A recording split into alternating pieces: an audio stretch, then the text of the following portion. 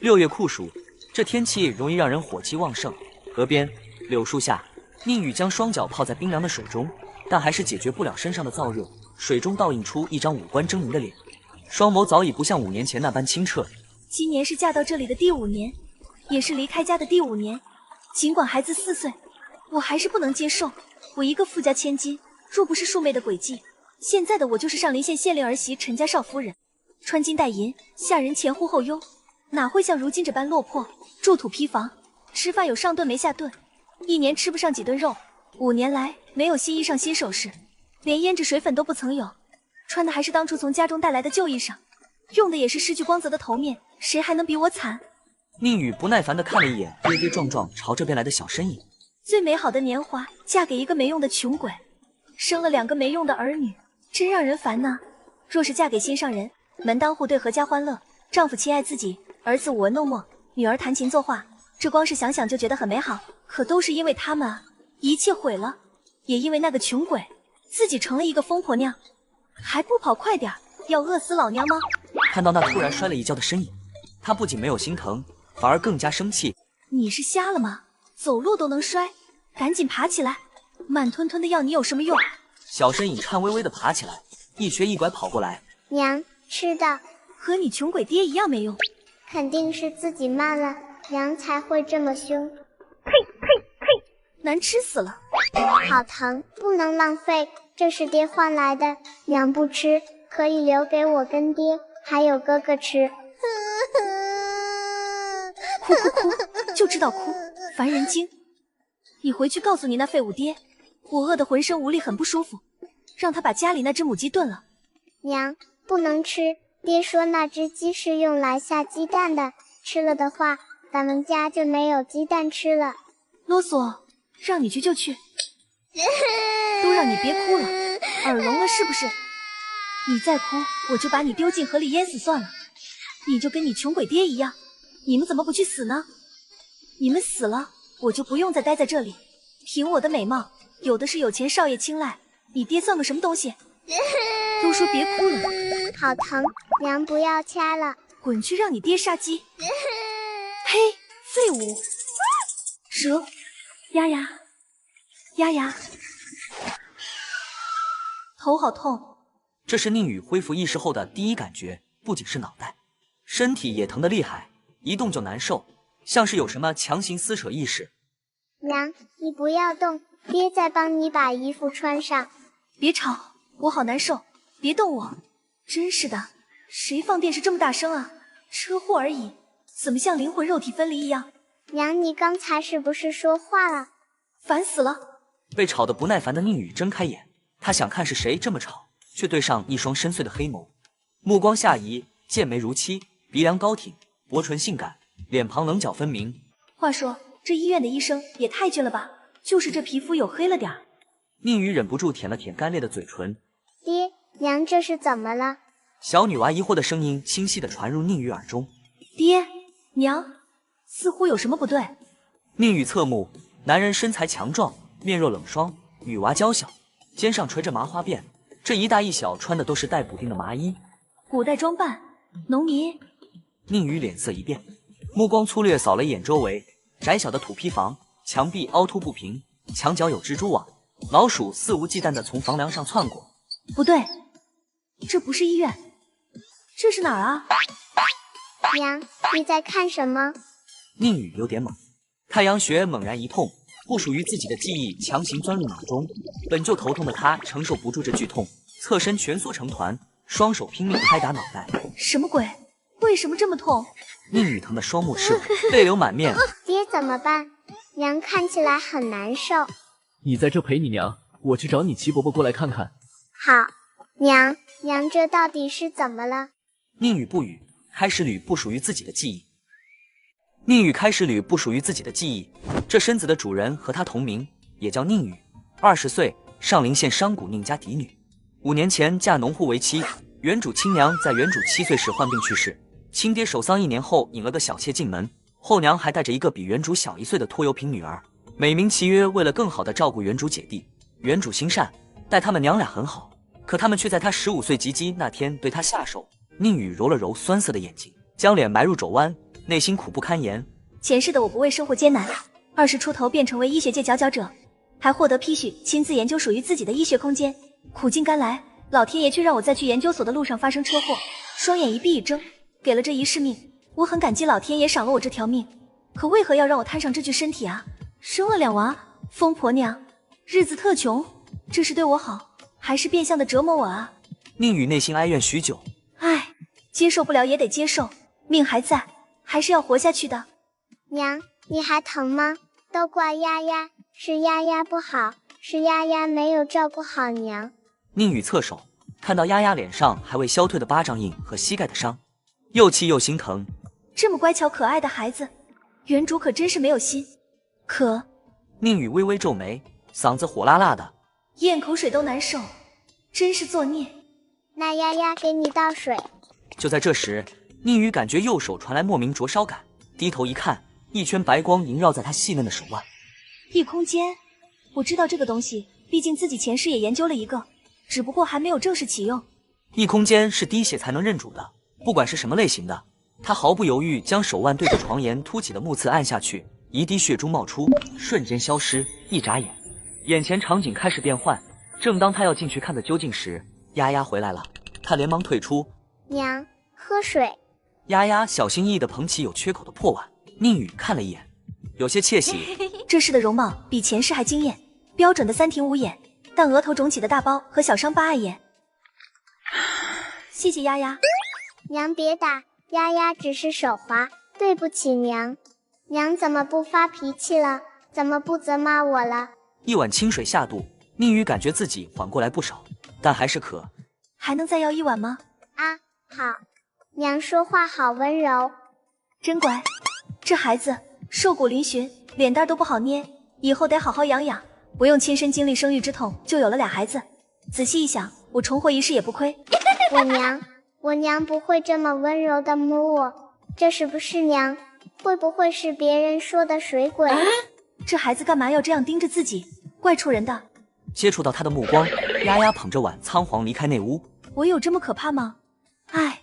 宁宇叹了一口气，盯着破烂的木门发呆。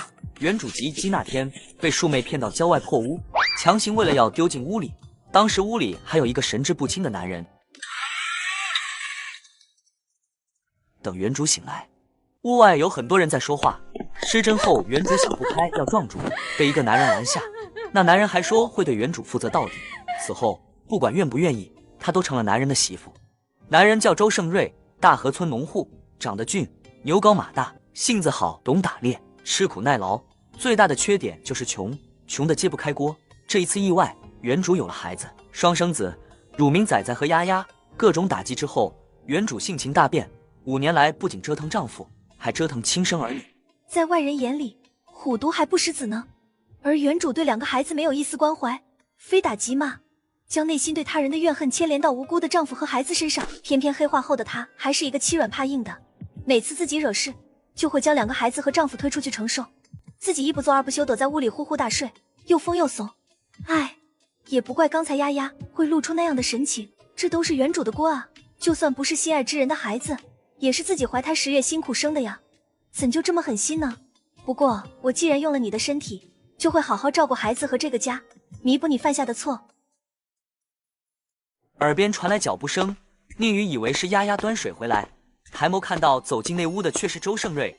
周胜瑞是周家老大，上有老娘，下有弟弟妹妹。因原主这件事，本就困难的他，又要被迫多养一个做天做地只会吃的媳妇和2个上小的包子。家里田地是他一人种，上山打猎和做零活赚到的钱，也要如数上交给老婆子。亲娘总发脾气，使唤他问他要钱。周胜瑞的弟弟是游手好闲、碌碌无为的米虫，他妹妹则是衣来张口、娇生惯养的姑娘，就这样拖累了他。周胜瑞见他盯着自己发呆，眸色深了一分。启哥，麻烦你了。哎，男人叹气，冷漠道：你伸手。我自己也会诊脉，可如今是顶着别人皮囊，做事还是低调点好。面前这个男人名叫齐善，是村里唯一的大夫，今年念8，尚未娶妻，父母双亡，和双目失明、双腿残疾的姐姐相依为命。此时的齐善在专心给他把脉，并未发现他的目光，反倒是周胜瑞一直盯着他。片刻后，齐善道：阿瑞，他没事，我开一副药给他喝，另一副给他敷。多谢齐哥。两人刚讨论完宁宇的伤，丫丫怯怯的声音便响起：爹，你来一下，丫丫有话说。齐哥，你等会儿。房间里就只剩宁宇和齐善，他正要道谢，却听到他语气不善：你一次次的折腾，不累吗？要是觉得活着不好，嫁给阿瑞委屈了，你大可找一个无人的地方去死，省得还要阿瑞去救，让村里人笑话。宁宇缄口不语。虽然事儿不是我干的，但这具身体是以前那疯婆娘的啊，我必须认栽了。原主在河里被淹死，要不是周胜瑞来得及时，恐怕我也要像原主一样，一睁开眼就被水淹。虽然不一定会死，但肯定凶多吉少。齐善一时没反应，他为何不像以前一样粗鲁顶撞，继续说道：阿瑞说你是无辜的，但扪心自问，阿瑞又何尝不无辜？他做错了什么才摊上你？你就算再不愿，事也已成定局。宁宇淡淡应道：我肯定要接受啊，不接受还能怎么办？再死一次，疯了。有一有二，就不要再有三了。孩子还需要娘，若不然你就死远点，不要让人知道。什么？死远点？齐善那一张嘴巴巴说个不停，直到周胜瑞带着2个孩子进内屋才安静下来。阿瑞，你跟我去拿药。好。我非得好好跟阿瑞再说说这个女人才行。阿瑞，我跟你说，你可不要再纵容这女人。算了，不用理会，那都是原主的错，不是我的。周胜瑞出门前深深看了他一眼，宁宇没有理会，微笑着朝俩娃招手：过来。那个小冷酷脸是我的儿子仔仔吧？跟他爹一样俊，我喜欢。丫丫默默后退，躲在仔仔身后。宁宇笑容一僵：我一点都不可怕好吗？甚至比原主温柔。过来。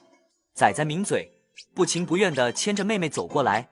你就这么讨厌我们，就这么想离开我们？宁宇茫然看着俩娃水汪汪的大眼睛，宁宇心疼不已。哎呦喂，这不是我的错啊，别这样看我啊，要怪也是怪原主好不啦？我不讨厌也不会离开你们。真是的，好好的娃被原主这个疯婆娘折腾成什么样了？4岁没4岁的样，一个爱哭，一个冷酷，特别是儿子，教育不好可就成面瘫拉喂。仔仔咬牙切齿，小脸板得严肃。昨日撞墙，今日跳河，大家都说人死了就彻底不在了，你还骗我们说你不想离开我们。我知道自己这个娘讨厌这个家，讨厌我们，不愿意跟我们在一起，总会拿死来逼爹。哎，我没有。宁宇缩了缩脖子，就像一个做错事的孩子，嗫嚅道：昨日是有人抓着我头发硬拖着我撞墙，今日是被蛇吓得掉下河的，我是不想死的啊。记忆里昨日原主跟人起了冲突，孩子不在身边，没有挡灾的，自己又躲避不及被逮住，揪着头发撞墙，这才受伤晕过去的。那伤了原主的人害怕原主真的出事，就先一步跟村里人说是原主想撞墙自尽。村民对原主的好感已经被原主败得差不多了，自然没人信原主。原主不屑跟周胜瑞及俩娃说事，没有解释才造成误会。至于今天我还没有解释，丫丫也不知道情况，所以就误会了呗。仔仔淡淡的眉毛一拧，似是在思考他说的话，但好像又想到什么，改为盯着他。宁宇被盯得浑身发毛。你别，你不是我娘。仔仔无情地打断他的话。我不是你娘，那我是谁？你看我的脸。是啊，她长得就跟娘一样，她不是娘还是谁？可我娘很凶的，我娘说话不会这么温柔。我娘很凶的，我娘说话不会这么温柔。丫丫也跟着点头，小声道：大人说河里有水鬼，会吃小孩。我不是水鬼，你们现在听着，我好好跟你们解释。俩孩子对视一眼，点点头。落水后，我以为自己要死了，突然想到以前做的孽，后悔不已，就跟老天爷祈求，说让我活下来的话，我一定会跟你们好好生活，好好照顾你们，用尽所有去补偿你们。仔仔和丫丫同时是小小的眼睛，大大的疑惑。我知道他们不会一下子相信，但我知道时间能证明一切，总有一天，这俩孩子都会变回纯真模样，也会亲切由心的喊我娘。趁着俩娃目瞪口呆之际，宁宇举起手，伸出3指。我宁宇发誓，以后一定会好好对丫丫和仔仔当一个好娘亲，不再像之前一样凶巴巴的不讲道理。如果做不到，那就天打雷劈不得好死。哄孩子嘛，简单；对着孩子发誓吗？更简单。俩娃都是单纯的孩子，他们肯定会相信的。丫丫一听到死字，又想到刚才娘在水中挣扎的模样，上一秒还害怕，下一秒便跑过去握住宁宇的手，害怕道：“不要娘死，不要娘离开丫丫，丫丫相信娘会对丫丫好。”哎，乖孩子。宁宇内心暖暖的，弯腰一把抱起丫丫，搂在怀里。都说女儿是贴心小棉袄，这话一点毛病都没有。瞧，这不就相信了吗？你们也要好好对娘哦，不要害怕娘，娘不会再打骂你们了。娘想跟你们好好相处。丫丫双眸的暗淡消失，从开始不自在到现在开心道：“好。”边上只看不动的仔仔一脸无语的看着自己的傻妹妹。还是女儿好哄啊，3-2句话就搞定了。至于这儿子就得多下几番功夫。这时，面色复杂的周胜瑞拎着药走进来。丫丫跟他说，他娘变了性子，会摸他脸，对他笑，对他说乖。起初他是不信的，直到刚才在门外偷听到他的话，不知为何他就信了。爹，在宁宇怀中的丫丫咧嘴露出小贝齿，小心翼翼的不敢动。嗨，相公。周胜瑞身子一僵，这柔软的声音直击胸腔，酥麻不已。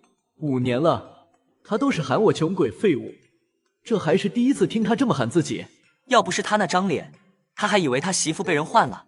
仔仔摸着下巴，又开始狐疑的看着宁宇。宁宇被这父子俩盯得后背凉飕飕。你们俩别这样看着我，我就是我，童叟无欺。嘶！说罢，他用力扯了扯自己的脸，结果扯到发丝，刮到额头上沾水后发炎的伤口。丫丫一惊，连忙从他怀里退出，站在床上，大大的眼睛盯着他的伤口。周胜瑞抿了抿嘴，走出内屋，搬了一张矮凳到内屋门口，因为捣药的破碗就在门角处。仔仔见状，过去帮忙。这孩子要盯到什么时候？宁宇正好奇自己女儿要盯到什么时候，就有轻柔的风吹来，上一秒还火辣辣的伤口，下一秒清凉许多。娘，丫丫给你吹吹。哎呀，丫丫真好，这样好还不记仇的闺女，原主没有好好珍惜，挺可惜。丫丫，娘渴，刚才娘让你端的水呢。丫丫怯怯抬头，我总不能跟娘说我刚才害怕的躲在外面等爹回来吧？如果这样说，娘会不会生气啊？宁宇见女儿为难，便没有再逼问。丫丫乖，再给娘倒一碗来。好。丫丫眼里出现雀跃，娘没生气，娘在跟我好好相处。等丫丫出去，宁宇看向门口，她的丈夫正用刀柄在碗里捣草药，儿子则帮着递药。在没有药碾子的情况下，这无疑是最好的方法。宁宇盯着周胜瑞的侧脸看，不由得出了神。这家伙还真俊呀，能让宁家嫡小姐抛弃县令之子也要下嫁的男人。要是长得差，肯定招人怀疑。这庶妹也不算坏得太彻底。周胜瑞知道他在盯着自己看，相比于之前那充满恨意和嫌弃的目光，现在他这炙热的目光使得他的内心控制不住的紧张起来，手心也一直冒汗，不知为何。任何男人看到他以前的眼神，内心都不会有好滋味，就如同刀子剜心一般。可我就算难受也得受着，是我占了他的清白。要不是那阴差阳错，我这样的穷人又怎么能娶到她这样的天仙大小姐？况且她还给我生了2个孩子，那是我想都不敢想的。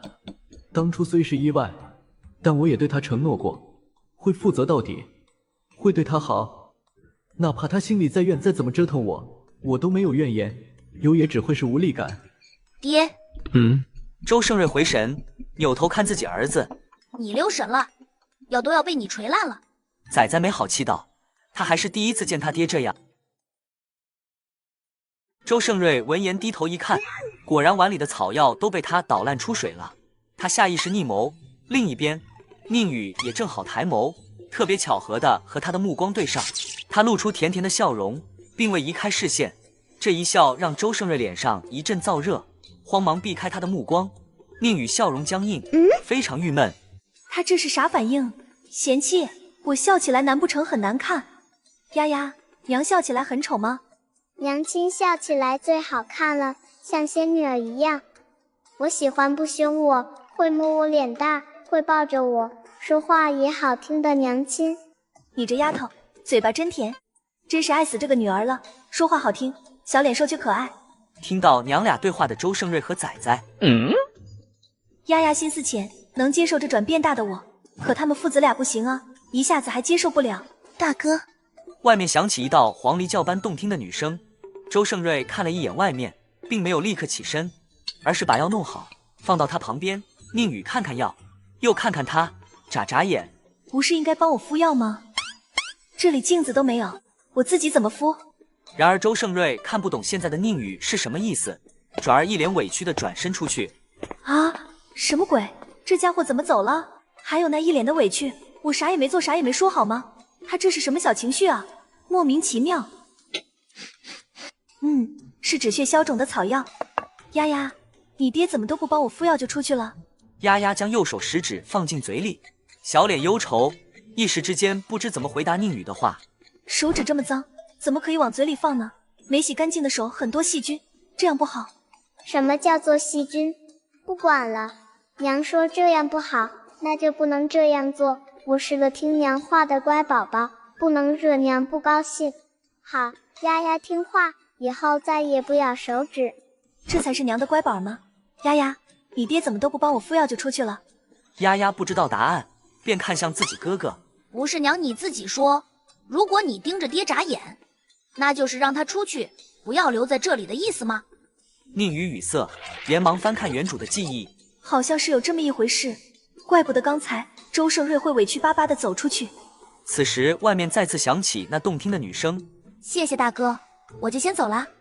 宁宇看出去，正好看到那一抹窈窕的倩影，这是原身小姑子周胜瑞的妹妹周秀秀，今16岁，尚未嫁人。每次周秀秀来这边，都是为了找周胜瑞要钱，反正什么借口都有。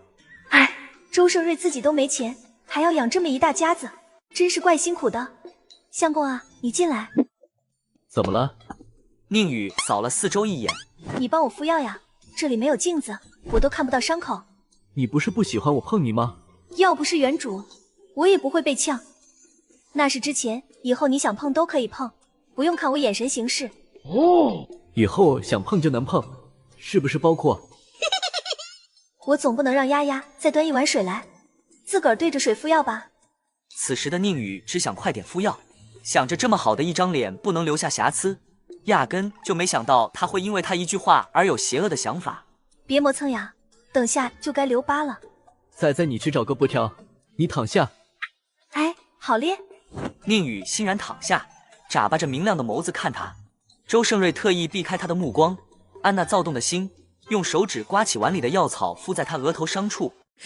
真疼呀！见他这样，周胜瑞减轻力气，怕再次弄疼他。少卿，他才用布条帮他把伤口包扎好。齐哥说这药等晚上再换，明天就能消。知道了。那你在这躺着，我和仔仔去地里把活干完再回来。好。宁宇无力的应声。饿了的话，让丫丫给你拿厨房剩下的饼子。好。嘿，有吃的，正好也饿了。竟然这么听话，真是吃惊。但吃惊归吃惊，地里的活还是要干呢。丫丫，你快去厨房拿饼子，顺便端药来喝。此时路上，爹，那真的是我娘吗？周胜瑞沉默几息，点头道：她是你娘。或许真像她说的那样，生死攸关的时候想通，要好好过日子。又或许是另有隐情，但她的确是宁宇，是我媳妇，是孩子的娘。虽然她不让我碰，但每次出事晕倒的时候，我都碰过她。那肌肤传来的熟悉感，我绝不会认错的。可是爹，娘她……爹问你，你是喜欢原来的娘，还是现在的？相对于以前那个凶巴巴、不把我当亲儿子对待的娘，我自然是更喜欢现在这个跟我们有说有笑，还温柔体贴的。父子俩均沉默一会儿。好了，仔仔，不管她变没变，都是你娘，这就够了。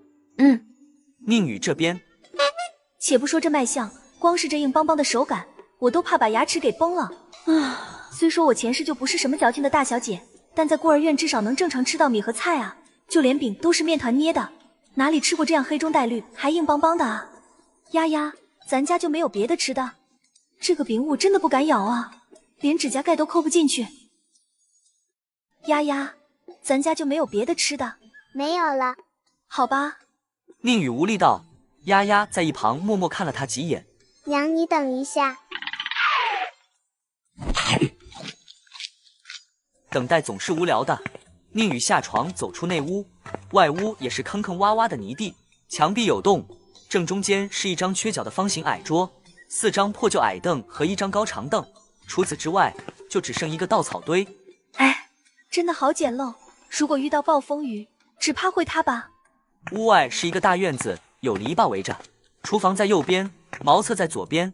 丫丫还没回来，宁宇回到屋里，摸了摸手腕，场景变换。这不是我上辈子研究出来的医药空间吗？难不成因为是我研究的，所以我死了，他就跟着我一块儿来了？可为什么只有药房？手术室呢？草药堂呢？检验室呢？就在他想进一步查清楚时，屋外传来动静，是丫丫回来了。这孩子每次出现都太巧了吧？娘，怎么了？宁宇低头一看，发现右手腕上出现一圈淡淡的粉色，如同烙印。娘，你看啥？娘的手好白呀，比我的还要白。你没看到吗？丫丫摇头。宁宇吁了一口气，原来只有自己能看到，那还好一点。你刚才去哪儿了？宁宇将丫丫拉到另一张矮凳处坐下。丫丫去给你问吃的来了。丫丫从兜里掏出一个熟鸡蛋。娘，你看。哎呀，这是哪来的？换作是以前，他看都不会看，因为他真的不喜欢吃鸡蛋，那蛋黄总是噎到他。可如今不同，他都饿得前胸贴后背了，刚才的野菜饼子只能轻微果腹。这是问江伯婆借的。丫丫口中的江伯婆今年50，丈夫早逝，家中有2孝顺的儿子和好相处的儿媳，大孙子比丫丫大个3、4岁，一家平时就靠养鸡卖鸡蛋为生。丫丫咽了咽口水，将鸡蛋塞到宁宇手里。娘饿，娘吃。丫丫先去帮娘拿一把干净的小刀子过来，好吗？丫丫不知道她要刀子干嘛，但还是听话去厨房拿。唉，宁宇深深叹了一口气，眼睛湿润。吃一个鸡蛋都要借，这得有多穷？天生这样的家境，原主还做天做地的折腾。唉。丫丫很快找来刀子，宁宇将鸡蛋壳剥开，他看着丫丫那不断咽口水的模样，不由得失笑。哎呀娘，你干啥要切开呢？当然是分开咱们一块吃呀。丫丫眼眶一红，心里满满的感动。娘现在对丫丫真好，以前娘有好吃的不会分给我，现在一个小小的鸡蛋娘都愿意分，娘真的变好了。以后娘会对你们越来越好的。晌午，周胜瑞没回来，是仔仔装了2兜子野山楂回来，说是给他们娘俩充饥。他放下山楂后，连一口水都没喝，就又回地里。这野山楂又酸又涩，不仅难吃，还填不饱肚子。熬到下午，宁宇饿得直挠心。丫丫，我们去山上找吃的吧。在古时候，山上从不缺乏吃的，什么野味啊，野果野菜啊，遍地都是。原主生前独立性差又爱作死，要不是有周胜瑞在，只怕嫁过来就饿死了。大河村相对来说是一个大村庄，200多户，每一户至少有3人，杂姓群居，但最多的是孙姓，所以除了李正外，还有一位德高望重的孙族长。这一路上，他和丫丫遇到几个同村的人，但都是一眼之交。他不知道的是，他才进山一会儿，村里就传遍他带着女儿上山的消息。在地里干活的父子俩知道后，连忙撇下地里的活去找他，就怕他又闹出什么事。娘，这些真的能吃吗？爹说这些长得奇怪的都是有毒的。你爹不懂，娘懂，这些能吃，还很好吃。它的脚边是一片长圆形、顶部呈羊肚状的黄色羊肚菌，可食用可药用，味道鲜美，助消化还化痰顺气。野生羊肚菌吸冷凉气候，一般是农历3、4月出户较多，或许是地理环境问题，也或许是气候问题，导致现在炎炎夏天还有它的存在。丫丫在一旁提篮子眨了眨眼睛，确定羊肚菌模样后，环看四周，目光放在一处，开心一指：“娘，那边也有，我过去采。”好，你小心点哦。少请。刚要起身的宁宇忽然听到女儿的哭喊声，内心大惊，提起篮子就跑过去。娘，丫丫坐在地上，小肩膀抽搐的厉害，眼里满是惊恐。宁宇赶来，瞳孔一缩：“别乱动，就不该让孩子一个人过来。我都忽略了这里是杂草丛生的林子。此时在丫丫面前的就是一条通体黝黑的毒蛇，盯着丫丫吐舌头，那蓄力待发的模样，就好似丫丫一动，它就会窜过来咬住它一般。娘，丫丫不敢动，泪流满面。嘘，乖，别动，你不动，它就不会咬你。宁宇一边安慰女儿，一边想对策。怎么办？怎么办？那蛇就在眼前，我的药房都是基础西药，如果草药糖在的话，还会有驱蛇用的硫磺。宁宇紧张地盯着黑蛇，见它滑动，他猛然想起，对了，药房有酒精，酒精有对蛇来说的刺激性气味，能有一定的驱赶程度。娘，丫丫吓得直接嚎啕大哭，挣扎要起身。说时迟那时快，在黑蛇冲着丫丫来的时候，宁宇快速拿出酒精喷剂往他那边滋。丫丫，闭眼。丫丫连忙把眼闭上，酒精的味道很快蔓延在空气中，黑蛇发出攻击信号，转而冲向宁宇。丫丫，好，娘，腿跑不了。来呀，冲我来呀！黑蛇彻底被宁宇激怒，扭动身子窜向他。看老娘滋不滋你就完了，酒精在手，我不带怕的，滋就完了。刚开始黑蛇还冲他来，随着酒精的味道越来越浓，他顿了一下，扭头滑走了。总算是把这蛇给弄跑了，可惜了一瓶酒精，就这么没了。娘，宁宇将瓶子丢回药房，3两步跑过去。哪里伤了？起来看看。没事。娘，站不起来。不哭，娘背你。这孩子真是太轻了，像棉花一样。看来以后要努力赚钱养俩娃才行，不然靠周胜瑞一个人的话，太难了。丫丫紧紧抱着宁宇脖子。这还是娘第一次背我，真好。娘，刚才你手上拿的是什么呀？闻起来好臭。也不管孩子能不能听懂，宁宇直接解释。那叫酒精，在驱蛇方面有一点作用，以后肯定会有再次拿出来的机会，还不如现在就让女儿知道。丫丫眼珠一转，是酒吗？也可以这么说，反正是酒提纯出来的吗？宁宇匆匆将掉落地上的羊肚菌捡回篮子，顺带把旁边那一片羊肚菌也给摘了。这玩意儿晒干能入药，多的就用来晒制，再留一部分吃就成了。宁宇继续背着丫丫下山，下山路上，暗白色的菌菇，这不是鸡肾菌吗？土名鸡肾菌，学名马勃，切片后像鸡肾切片，吃起来味道和鸡肾稍有偏差，口感微苦，但吃2次习惯了就会觉得很好吃。娘，这也能吃吗？能。宁宇快速将鸡肾菌摘到篮子里。本想着上山随便找点吃的，没想到一次性让我找到2种野生蘑菇，要是再来几种，那接下来都不用担心了。菌菇汤比野菜汤有营养多了。娘，那边有一种常吃的野菜，可以摘回去做野菜饼子。一提到这个，他就想起那硬邦邦的野菜饼子，实在是难以下咽。咱不吃那个，太难吃了，我可不想年纪轻轻就把牙齿给崩掉。那要吃什么呀？丫丫疑惑地歪脑袋，家里除了这个就没别的吃的了。宁宇没有回答，因为他也不知道能吃啥，但他就是不想吃那个野草饼子。就在这时，宁宇眼前一亮，他没想到自己这么幸运，又发现吃的。娘，是又发现什么吃的吗？从刚才的情况来看，娘只要一停下，肯定是有吃的。这是老天爷给咱们赏饭吃。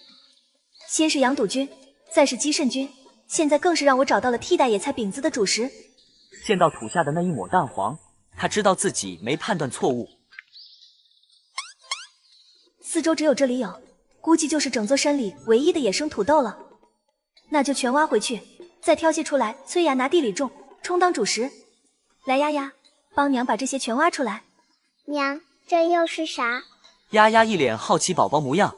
娘太厉害了，走几步就找到吃的。这叫土豆，它吃起来可比野菜饼子好吃多了。呀，土豆就是长在土里的呀。也可以这么说。丫丫边挖边正经道：是的，因为地瓜就是长在地里。宁宇扑哧一笑，没有纠正。母女俩挖了好久，满满2篮子。至于先前找到的菌类，就各自揣兜里去了。呼，好重！丫丫费劲地提起篮子，娘来拿。宁宇伸手，他的虽然也重，但让一个4岁的孩子来拿，显得他好没用。娘，我可以的。跟上，咱回家。宁宇没管女儿的话，一左一右提着篮子往前走，还没走2步，一道刺耳的嘲讽声传来：“哎呦，这不是阿瑞那个有钱媳妇吗？怎么也会来山上呢？说出去多丢脸啊！”宁宇循声看去，出声讽刺的那个人是同村的孙五娘，平日里没少跟原主吵架。这孙五娘妒忌心很重，嫉妒过得比她好的原主就是其一。原主也算得上是大河村第一个嫁过来不用干活，整天在家等吃等喝等男人伺候的女人，自然会惹得其他女人内心不爽。起初是孙五娘先挑衅，阴阳怪气说原主好吃懒做，遭到原主反骂和鄙夷，一来二去，孙五娘更讨厌原主。宁宇满是无奈，真是醉了，这个时候遇见可不是好事。我都已经不是原主了，总不能上去跟孙五娘吵架吧？可别了，这多浪费力气啊，本身还饿着呢。五娘，你这女人怎么了？都不搭理你。孙五娘也是有些困惑，要是平时，她早就气冲冲的过来跟我对骂了。这还用说吗？肯定是这个女人怕五娘了。听到这里，孙五娘挺了挺胸脯，对，她肯定是怕我了。另外2妇人点头认可。宁宇不想理会，只一心提着篮子往山下走。我一个人对上他们3个人，不管是动嘴皮子还是动手都不划算，随他们说去吧。然而矛盾还是会自己找上门。疯婆娘，你耳聋了吗？丫丫吓得躲在宁宇身后，小手拽着后者裤脚，心想又气又急。又是这个婶子，每次都找娘的麻烦。宁宇淡淡问道：“有什么事？”此话一出，孙五娘一愣，这不对啊，这疯婆娘怎么会这么安静？等不到孙五娘回答，宁宇道：“没事的话，我们就先走了。”刚走2步，孙五娘反应过来，小跑过来又拦在他们母女俩面前。咋？宁宇挑眉，眸底藏着不耐烦。孙五娘叉腰：“你不是说下一次见到我要撕裂我的嘴吗？现在我在这，你撕啊！”宁宇无语，连个眼神都不给。没兴趣，哪有人上赶着让人撕嘴巴的？真是脑壳有问题。孙五娘再次一怔：“你怕了是不是？”“是我怕了。”宁宇懒得跟孙五娘纠缠。丫丫跟上。我让你走了吗？站住！要不是丫丫还跟着，怕丫丫跟不上，我真想拔腿就跑，烦死了。你想怎样？你只要跪下来给我磕3个响头，说姑奶奶我错了，我就让你走。办不到，真是无理取闹。明明这孙五娘和原主都有错，怎么就不能各退一步呢？那你就休想走！嘿！宁宇双手一松，敏捷躲闪，还顺势将自己女儿推到一边安全的地方。娘，丫丫别动，在那站着。这孙五娘既然是冲我来的，自然不会对丫丫动手。你就一定要闹不停吗？我都已经退一步了，我保证以后不招惹你，让我们以前的恩怨就此接过，不行吗？和人结怨真的不会是好事。不行，我就是看你不顺眼，就是看不惯你这种有钱人家的大小姐，嫁到农村了还这么娇气，天天就享受。你在这显摆啥呢你？没见过这么无理的人，人家不干活就变成了显摆，哼，那就是没得商量了。孙五娘趾高气昂，有商量啊，就像我刚才要你做的那样。我倒是有一个主意，你过来，保证能让你满意。孙五娘皱了一下眉头，还是好奇的把脑袋伸过去。嘿，你这个死贱胚！宁宇跑到丫丫身边，将丫丫一把抱起，拔腿就跑。地上吃的，他决定等会儿再回来拿，没了的话就在这，也比被这孙五娘缠上的好。站住！你们快帮我抓住他，我非要撕烂他的嘴。另外2个妇人见状，抬腿就追过去。宁宇不敢慢，怕被这3人逮到。只要顺利下山，村里人来人往，我就不信他们还敢对我动手。他还是高估了原主身体体质，抱着丫丫跑没一会儿，他就气喘吁吁，脸色发白，双腿还发软。这破身体真没用。娘，他们追上来了。宁宇被藤蔓绊到，怕伤到丫丫，他在倒地之际转了个身，将丫丫紧紧护在怀里。娘脸，压死我了！娘快起来，咱们跑！好，你们觉得能跑到哪里去？你要是动手打我，我肯定会跟丫丫他爹说的。真是虎落平阳被犬欺！你以为我会怕？无论你说什么，大家会信的只有我。真棘手，的确是这样。在这村子里，原主成为一大半人厌恶的对象。鉴于原主之前老做缺德事，大家不管有没有亲眼所见，都不会站在原主这边。你不准打我娘，不然我就告诉我爹。哎呀呀，果然有什么娘就有什么种，连话都一样。可惜了，你爹没有亲眼所见，也拿我没办法。丫丫气得嘴唇发抖，但小拳头捏紧。娘好不容易变好，我不能让别人欺负娘。废话少说，要打就来啊！我宁宇虽然不厉害，但也不是孬种，不带怕的。孙五娘闻言，给另外2人递了眼神，让他们抓住宁宇。丫丫，好。在他们过来的时候，宁宇推了丫丫一把，女儿在这只会影响发挥。丫丫撒腿就跑，她要去找爹来帮娘。孙五娘并没有理会，只要在丫丫找人来前打宁宇一顿，我就舒服了。宁宇一个人压根不敌3人，直接被推下山崖。祸不单行，眼见就要碰上尖锐的呼之，宁宇身体停了下来。除了刚落地的疼痛，我怎么一点感觉都没有？这又是怎么回事？无敌金身！正当他困惑的时候，眼前突然浮出一行字：护主模式开启。啥玩意儿？护主模式？我研究的空间是仅限于医学上的，怎么会有防御空间才有的护主模式？难不成是有人盗用我的材料，对多类型的异空间进行糅杂？要是没有他，现在只怕是要被这尖锐的枯树枝穿心了。宁宇爬起来拍了拍身上的泥土。那3个臭婆娘，我得趁此机会好好教训他们，省得再来招惹我。五娘，你说这女人不会死吧？死了就死了呗，反正咱们一口咬定不是咱们干的，谁信？可她那个女儿，孙五娘不以为意。小孩子的话最不可信了。那咱们要不要下去看看？不去，走了，回家。 3人刚转身，宁宇那清冷的声音响起：“这就走了？”孙五娘3人惊愕转身，看他安然无恙，更是大惊：“你怎么会没事？你们猜？”嘿，既然你送上门，看你怎么躲！宁宇没有躲闪，迎上去揪着他们无情的拳打脚踢。宁宇打他们，他们必伤；而他们打宁宇，宁宇不仅没有流伤，也没有感觉到痛。孙五娘3人就像见鬼一样瞪大眼睛。 你，我咋的了？你怎么没受伤？你们猜？哼！宁宇笑容逐渐消失，一脸阴森森。3人吓得带着一身伤痛，接二连三滚下山。这可真是大宝贝啊！不管以后遇到什么事都不用怕了。模式一开，天下无敌。他走回丢篮子的地方，将掉落一地的土豆捡起来，不长眼，没开2度，再次被藤蔓绊倒，摔了个狗啃屎。好疼！ 李血，我不是还没把护主模式关闭吗？怎么会这样？模式会在判定宿主遇到生命危险的时候自动开启。不会吧？自动判定？我还以为想开就开，想关就关呢。宁宇去药房打算找酒精消毒，却发现酒精的空瓶还在。这不是我刚用完的空瓶子吗？哎，这是用完了就没有的意思吗？初级药房，孔雀的7天后补上。 初级药房，孔雀的7天后补上。初级？难道还能升级？我记得自己的空间不是升级类型的啊，怎么没有浮现字了？也不知道猜测能升级是不是对的。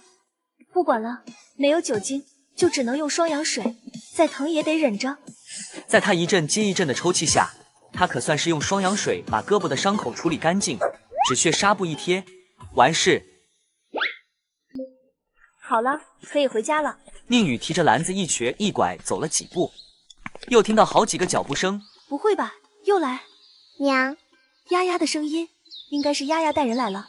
果然，看到丈夫和儿子，她正扬起嘴角要打招呼，结果她的儿子冲到她面前，红着眼睛吼道：“你就不能在家好好待着吗？为什么一定要出来闹事？一定要给爹添麻烦？”宁宇笑容一僵，他看向周胜瑞，周胜瑞眼底也有一丝怒气。 不是的哥，娘没有惹事，是有人打娘。要不是他惹别人，别人又怎么会打他？这孩子，照你这么说，我出来就是惹事来了？难道不是？哎呦喂，好小子，都知道呛亲娘了。我是找吃的，你们自己看。父子俩一同看去，满满2篮子的泥豆子。周胜瑞眸底的怒气已变为愕然。你跟丫丫上山真的是为了找吃的？不然你们以为我上山干什么？吃饱了撑的。真是的，这2个篮子大咧咧的摆在这里，有眼睛的人都知道我是来干嘛的吧？谁会这么无聊胡说八道呢？哼！父子俩表情一窘。哎，真是伤脑筋。原主造的是给他们父子俩留下后遗症了，我只能一步步来了。一下子让他们父子俩对我改观也是不可能的。我和丫丫，对不起。周胜瑞冷不防的3字道歉打断他要说的话。周胜瑞的耳尖微红。没什么对不起的，是我以前做了不好的事，才会让你们到现在还误会着。他都跟我道歉了，那我就原谅吧。谁让我这人肚子大的能撑船呢？那你脸上这伤，这女人怎的总让我不省心？额头上的伤还没好，就把布条拿掉，现在又添了新伤。哦，这就是几个疯婆娘打的。没事，他们也不讨好。周胜瑞很想说整个大河村有谁比他还疯，但想了想，还是没说出口。哎，看来又得去齐哥那要1瓶药酒回来了。回家？我来。哦，不用自己出力，那自然是好的了，我还巴不得呢。上来。娘别发呆啦，别被你下山哦。宁宇脸色微红，自己居然被女儿取笑了。快点儿，地里的活我还没干完。这话虽然听起来霸道，但嗓音却是温柔的。那就谢谢了。他现在才发现周胜瑞不仅长得高，人也壮实，他2条胳膊加起来才有周胜瑞1条胳膊粗。抱住脖子别滑下去，我还要提篮子，没有多余的手抓你。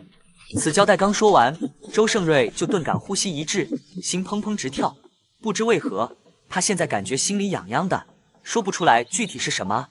真的很喜欢看到这样的爹娘，他们不会吵架，娘也不会凶巴巴的吼爹，爹也不会露出难受的表情。一旁的仔仔脸上神情多变，时而苦恼，时而迷茫，眼里有着不属于孩童的忧愁。少卿，山脚下，几个男人收活回来，正好看到他们一家4口下山的模样。他们虽然不喜欢宁宇这个泼妇，但和周胜瑞相处还是挺好的，毕竟同个村子。阿瑞啊，你地里的活都干完了？还没呢，就剩1点了，我得先把他们娘俩送回家。那人目光扫了一下宁宇，眼里一闪而过嫌弃。那你可要抓紧了，看着天，等一会儿可能会下雨。好，那我们先走了。几人点头，目送一家4口往村西走。果然，阿瑞这媳妇就是不安生的，都5年了，还整天折腾阿瑞，真是个烦人呢。可不是嘛，当初我还羡慕阿瑞娶了有钱人家的大小姐呢，如今白送我都不要，除了那容貌和身段，一点用都没有。这样的女人，对咱们来说的确是没多少用，但摆着好看啊。说的也是。哼，原主差，不代表我差好吗？我一定会让他们知道，我是个有用的。这样的话在宁宇心里并未激起什么浪花，但周胜瑞的内心却有一丝不爽。他也不是第一次听村里人这么说他，这几年也没什么感觉，但现在……宁宇怎么不似以前那般火冒三丈了？你不要把他们的话放在心上，只要你诚心改过，大家就不会那样说你的。说完之后，他都不敢相信自己会跟他说这样的话。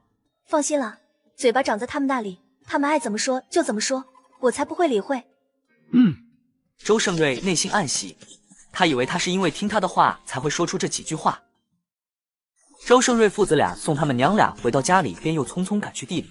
这一家住的真的很偏，住在村西，这里只有寥寥几户，简直偏到没朋友。这原本就是周家荒废已久的地，靠周胜瑞后建的。周家人住在村南，老婆子将周胜瑞赶出家门后，就给了那荒地给他，让他自己解决住的问题。原因是家里没有多余的房间给他住，当然这都是借口。想到这里，宁宇看向远去的周胜瑞，眼里不由得流露出同情。我前世虽然也过得不好，但只要为自己一个人着想，对比起来，比周胜瑞不知好多少倍了。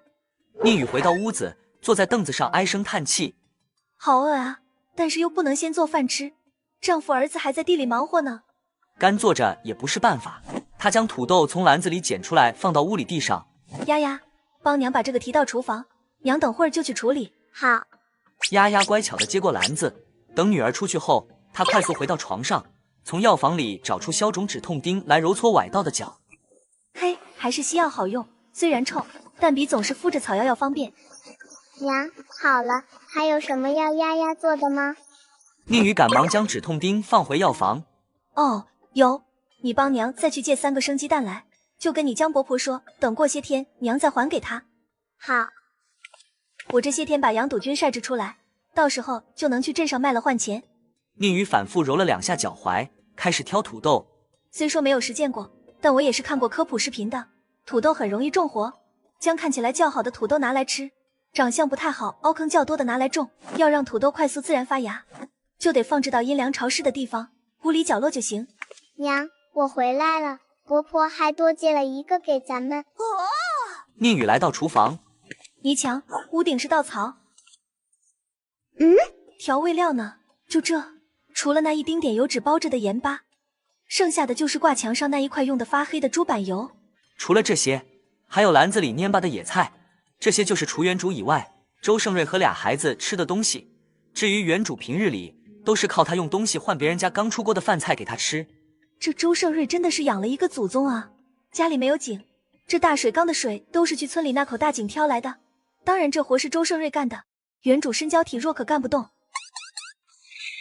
伴随着雷声，一道闪电划破天际，宁宇擦了一下额头的汗水，抬头看了一眼黑沉沉的天，快速将处理好的羊肚菌和鸡肾菌放在篮子里。我先去收衣裳，丫丫也去帮忙。母女俩刚把衣裳收回屋里，又是一道闷雷，大雨倾盆而下。看着屋外哗啦啦的雨，宁宇有些惆怅。我之所以叫宁宇，因为我就是雨天出生的，就连被送去孤儿院也是下着暴雨。娘，爹和哥哥怎么还不回来啊？听女儿这么一提，宁宇不由得担心起来。地里没有棚子，只有旁边树林躲雨，现在打雷又闪电的，在树下避雨可不是好选择。与此同时，周胜瑞这边真倒霉，这雨下这么大，不知道什么时候才能停。应该一时半会儿停不了了。哎，早知道我就交代我家婆娘下雨给我送斗笠了。我家婆娘就算让她送，她也不会来。咱们这里最惨的应该是阿瑞父子俩吧，养了个不能使唤丁点儿的媳妇。谁让他来蛤蟆吃天鹅肉啊？人家千金大小姐，看不上他也是应该的。大家的议论声断断续续传入周胜瑞父子耳中。仔仔抬头看了一眼父亲冷峻的脸，牙齿轻咬下唇，心里又委屈又气。都是因为娘，大家整天说爹，说我爹没用。这边宁宇在家里找到平日雨天一家4口用的蓑衣和斗笠。丫丫，你在家等着，娘去接你爹和哥哥。丫丫也跟娘一块去。不，你在家等着，乖，听话。好，丫丫听娘的话。丫丫关好门，在床上坐着等我们回来。交代好丫丫，宁宇又抱着周胜瑞父子俩专用的蓑衣斗笠出门。幸好原主之前无聊，跟周胜瑞去过地里几次，要不然我还真不知道该往哪走。来到地埂这边，他远远就看到躲在树下的那群人。虽然看不清脸面，但从身形来判断，她还是知道她的丈夫和儿子站在哪个位置的。哎，你们看，那是谁家婆娘？不知是谁喊了一句，大家都抬头看过去。来者虽然头戴斗笠，身披蓑衣，但他们父子俩的神色还是不约而同的变了。这身段和气质，那是宁宇。娘，仔仔发懵，揉了揉眼睛。我没看错的话，那的确是娘的衣裳。这婆娘身材真好，谁家的？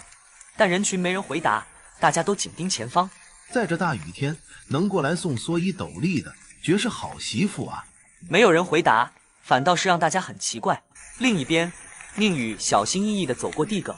我可不想在这么多人的注目下失礼，这大雨天的摔跤可是会很狼狈的。越发靠近树林，雷声也越大。他真的担心老天爷一个不顺心，那道雷电就冲他来。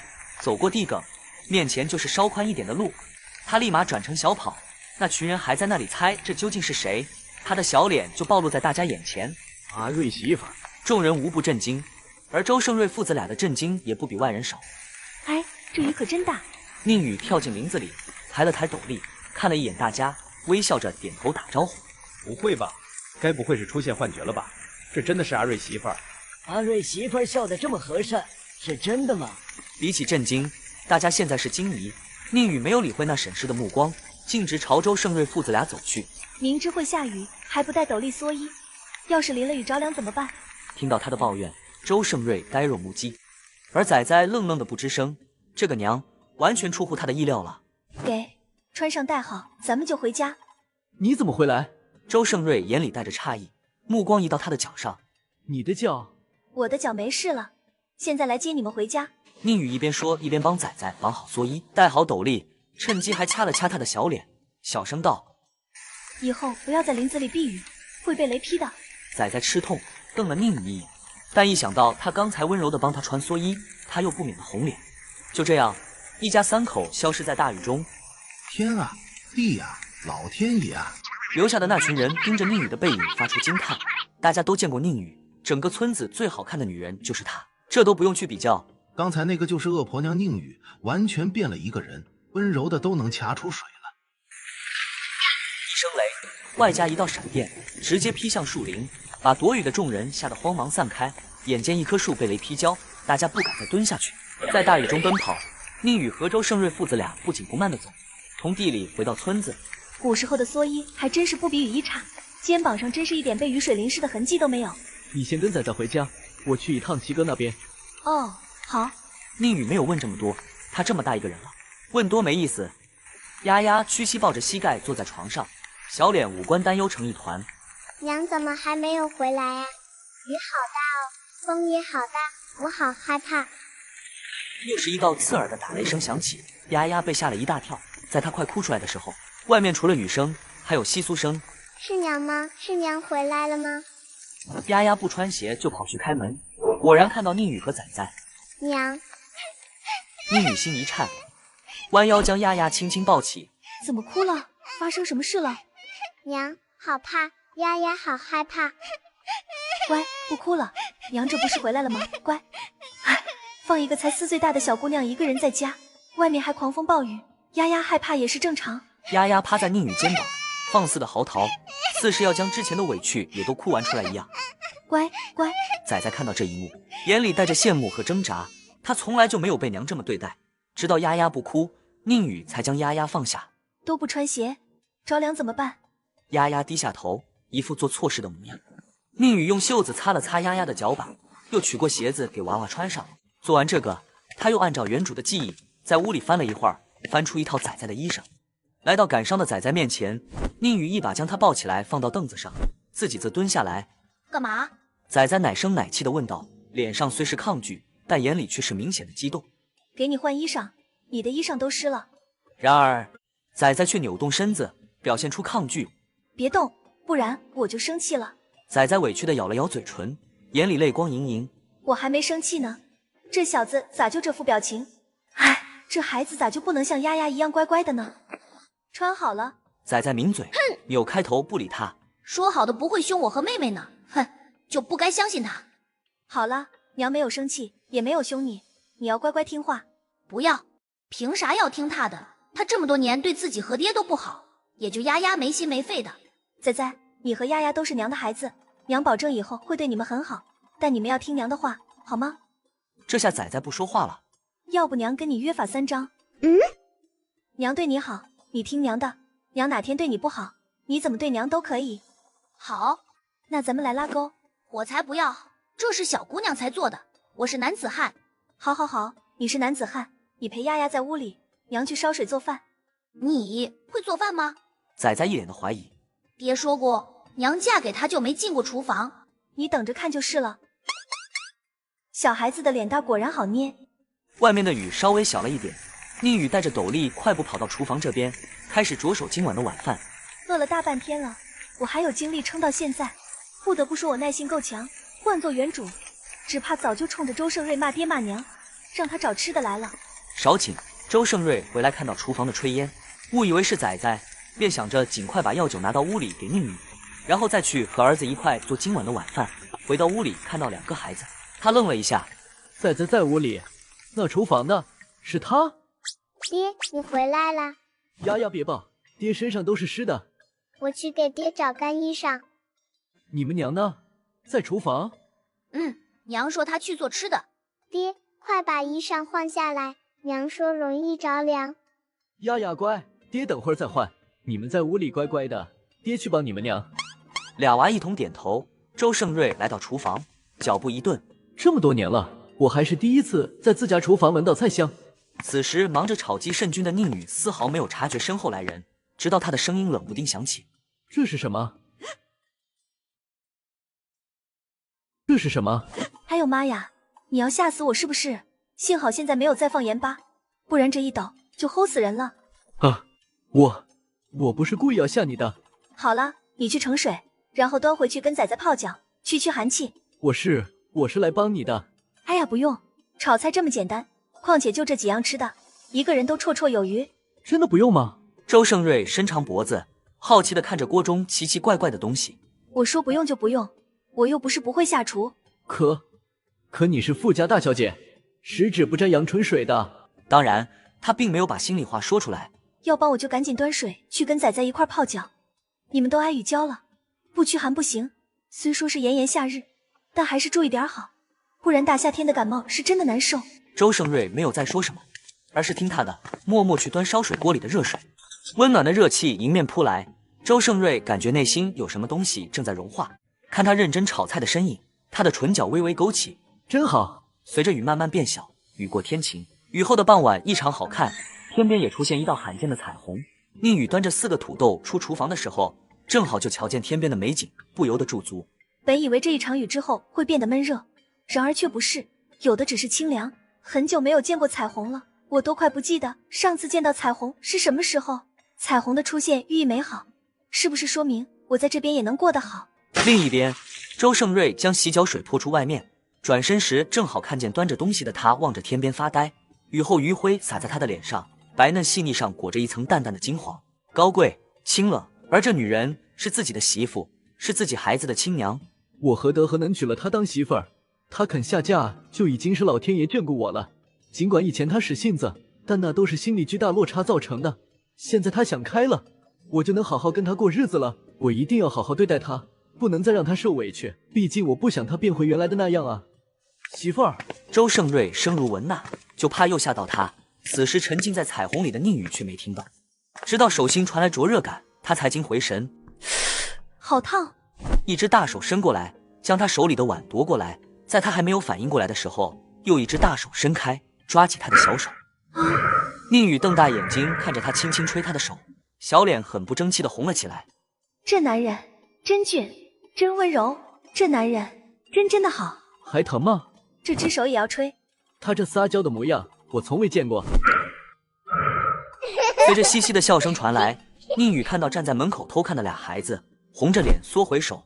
好了，不疼了。真不疼了？不疼，你快撒手，孩子们都看着呢。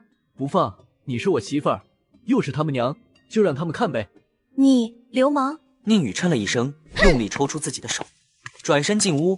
哼，你自己一个人去厨房端菜吧，我不干了。竟然调戏我，我还不知道他是这样的人。周胜瑞不禁笑出声，他可真的喜欢这样的他，小脸就像红枣一样，那娇羞也让他着迷沉沦。爹，你不烫手吗？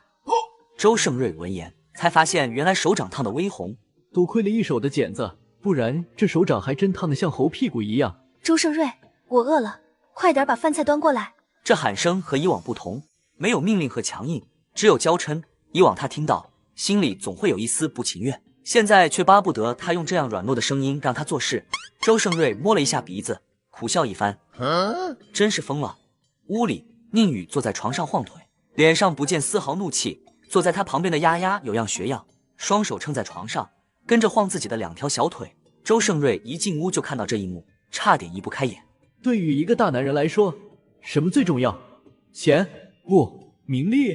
不。自然是妻子温和，孩子乖巧，阖家欢乐。看着等他一块吃饭的妻儿，他感觉到了幸福。端完土豆，他又去厨房端了2盘菜。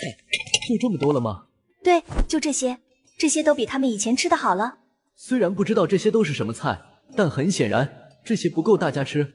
我去给你换一碗粗米饭过来。不用，我又不是原主，没这么矫情，我什么都可以凑合。更何况已经没有大小姐那吃好喝好睡好的命，还是安分守己的好，少点折腾多点快乐。可这能吃饱吗？能，土豆饱腹感很强的，不信你吃了就知道了。此话一出，周胜瑞看向桌子。土豆？难不成就是刚开始我端进来的4个大豆子？真是稀奇的名字。果然，只有他这样见识多的才知道那也能吃。来来来，开饭了！再不吃东西，我就要饿死了。人一旦很饿，生理机能就会出现问题，然后会对食物产生迫求，随之就是生气发脾气。我可不想像原主一样冲无辜的他们撒气。娘，这是什么呀？羊肚菌蒸蛋。哇！丫丫眸子亮起，这是从伯婆那里接来的鸡蛋吗？对。周胜瑞内心一动，对会下厨且愿意下厨的他又添了一分喜欢。开饭开饭，要是再等下去就要反胃酸了。在场的除了丫丫和只顾着填肚子的宁宇，父子俩心里都藏着事，特别是周胜瑞，这是宁宇嫁给周胜瑞后第一次其乐融融的坐下吃饭。以往都是我给他换吃的来，他吃完就直接躺床上睡觉了，丝毫没有管过我和孩子们。现如今他不仅亲手做饭，还坐下跟女儿有说有笑，如此不一样的他，要是以后能一直这样就好了。我喜欢这样的他，想必孩子们也会喜欢。这桌子上饭菜虽然不多，也没有肉，但这土豆真是吃得人满足，饱得很。这是我和丫丫长这么大来第一次吃饱饭。为了他们娘仨的以后，宁宇看着收拾碗筷的周胜瑞说道：相公，我有话要跟你说。等我先洗个碗。这碗筷留给我和丫丫洗。说罢，兄妹俩便收拾碗筷端出去。相公，你来这坐，离我近点，面对面谈才有诚意。周胜瑞忐忑不安地坐下。以往他都会在我坐下之后就呵责我一顿，问为何离他这么近，然后就把我推倒在地。那这次他应该不会这样了吧？周胜瑞眼里的那一抹惊慌和不安，宁宇很无奈。原主折腾人家折腾了5年，都把人家折腾怕了。你放心，我不会打你骂你，也不会嫌弃你离我近的，别怕。媳妇，你有啥话要跟我说？这是周胜瑞第2次喊他媳妇，以前他从不让周胜瑞这么喊，说周胜瑞不配，说周胜瑞没有资格。今天周胜瑞见他发呆，喊了1次，他并未辱骂。现在周胜瑞只想肯定一下，他能让自己这样喊不？宁宇却没有理会称呼的事。我既已嫁给你，便是你的妻子，咱们夫妻一体，赚到的钱按道理来说是一起花，对吧？对，一起这俩字我很喜欢。可我不想。我说的不想，是我赚到的钱由我来支配养咱们一家4口，你赚到的钱可以用来养我们娘仨，也可以给你娘和你弟弟妹妹。这事我得分清楚一点，我可不想到时候赚了钱还要全部贴给周家。他孝顺，但我不想孝顺那几条米虫，大不了被外人说闲话，这都不带怕的。我就怕儿女吃不饱，也更怕自己吃不饱。好，这就好了，都不思考一下的吗？亏我还准备了一大番说辞，就为了说动他答应这个事，结果他出口就是好，这和我想的完全不一样啊。好男人要听媳妇的。这男人也太好了吧。那以后要是你娘和你弟弟妹妹他们不愿意让我这样做呢？以我对周家人的了解，你娘肯定不会允许我这样做的。甭管，你就做你想做的，有啥事相公给你担着，只要能让媳妇开心，能跟我一块儿好好过日子，我都会尽力满足，就算为了你顶撞自己长辈，我也愿意。宁宇眨了眨眼睛，内心满是感动，特别是这一股男子气概，真的太让他上头了。谢谢你对我真好。我去看看碗筷洗好了没有。我不就亲了他的脸一下，至于反应这么大吗？他和我这具身体又不是没有过亲近之举。想到这里，他的脸颊瞬间滚烫不已，心跳跟着加速。对哦，他和原主只有过1次，然后就憋了5年。那周胜瑞以后要是，我是拒绝还是接受啊？算了，不想了，等到那个时候再说，说不定一看到他这张俊脸，我会被他的魅力所吸引呢。与此同时，仔仔兄妹俩洗完碗筷躲在门外，刚巧看到娘亲爹，都惊得张大嘴巴。你们俩笑啥？爹爹，羞羞。哪有？有，爹爹的脸就像熟透的红果子一般。仔仔第一次见到害羞的爹，难免觉得新奇。周胜瑞仰头看天，嘴角都快咧到太阳穴了。天啊，我从没想过他会让自己靠近说话，也会主动亲自己。这感觉他竟然很喜欢。这是我刚才去齐善家赊来的药酒，我给你揉揉脚吧。自己已经没啥事了，可他若是问起，又不好回答。宁宇便由着他帮自己搓药。敷完脚了，我给你的腹部也敷上药吧。不用了不用了，我实在是不想缠那长长的布条，又热又难看，还不如等他们睡了，我再去药房找药。睡觉的时候，周胜瑞从内屋木柜里取出被褥，乖乖带着俩娃去外屋。想跟娘睡，但又怕娘生气。 5年来，他都没有跟娘一块睡过觉。爹和哥哥都跟他说，他和哥哥出生后，娘就把他和哥哥丢给爹，每天晚上都是爹来哄他们入睡。我知道爹对我和哥哥很好，可是我也渴望娘能像爹一样，抱着我和哥哥一块睡。哎，你们怎么出去了？哎，你们怎么出去了？宁宇不合时宜的声音响起，直接把周胜瑞和俩孩子吓到。难不成连外屋稻草堆都不让我和孩子睡了？来，一块睡。他的话让他们父子父女的手脚都在颤抖，因为激动。说罢，宁宇直接躺在角落，仔仔丫丫睡中间，相公和我睡两旁。现在换成了我自然不舍得让丈夫孩子睡外屋的稻草堆。周胜瑞三人愣了一会儿，还是丫丫先开心地蹦起来，小短腿一路跑向木床。丫丫要跟娘睡一块。好好好。另一旁的父子俩这才反应过来，连忙抱着自己的被子和枕头飞快上床，就怕他反悔。木床很硬，但我感觉很安心。爹，我睡那边，你睡这里。仔仔，你要睡那边，不跟娘一块睡？我不要，我是大男人，不能跟女人睡。真想赏一个暴力，让你知道花儿为啥那样红。这才多大啊，就在这装大人，也亏自己这儿子说话脸色都不变一下。什么男人女人的，你是我儿子，我是你娘，你才4岁。不要。仔仔嘟囔一句，躺下背对大家，却在大家看不到的地方紧张的直咽口水。不错，他就是紧张又害怕，所以不敢跟娘睡一块，但他又很开心，可以睡在同一张床上，这样他就满足了。哎，随他吧，儿子不跟自己，那能怎么办？还不是原主做的后果，让我给承担了。周胜瑞看着自己的妻儿，嘴角再次扬起，内心小小感叹，真好。我也要睡旁边。就这样，一家4口睡着了。周胜瑞做了一个美梦，梦里有宁宇，有孩子们一起开开心心。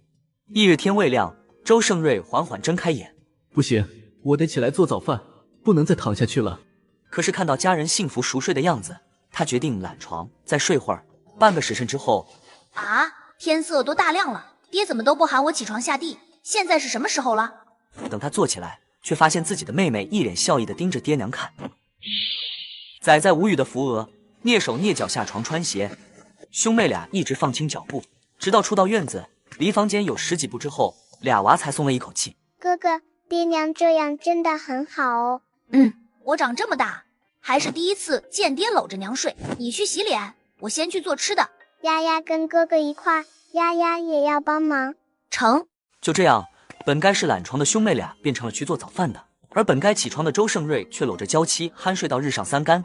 俩孩子也特意没有吵醒他们夫妻俩。宁宇醒来的时候，胳膊好麻。我昨晚是枕着你的胳膊睡的。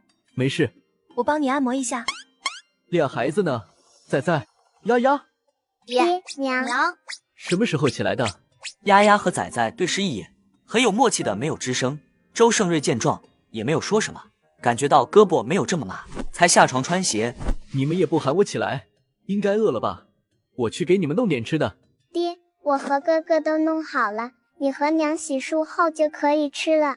周胜瑞和宁宇一怔，这俩孩子也太体贴懂事了。早饭是蒸土豆，我们知道了土豆能饱腹，所以才选择弄这个。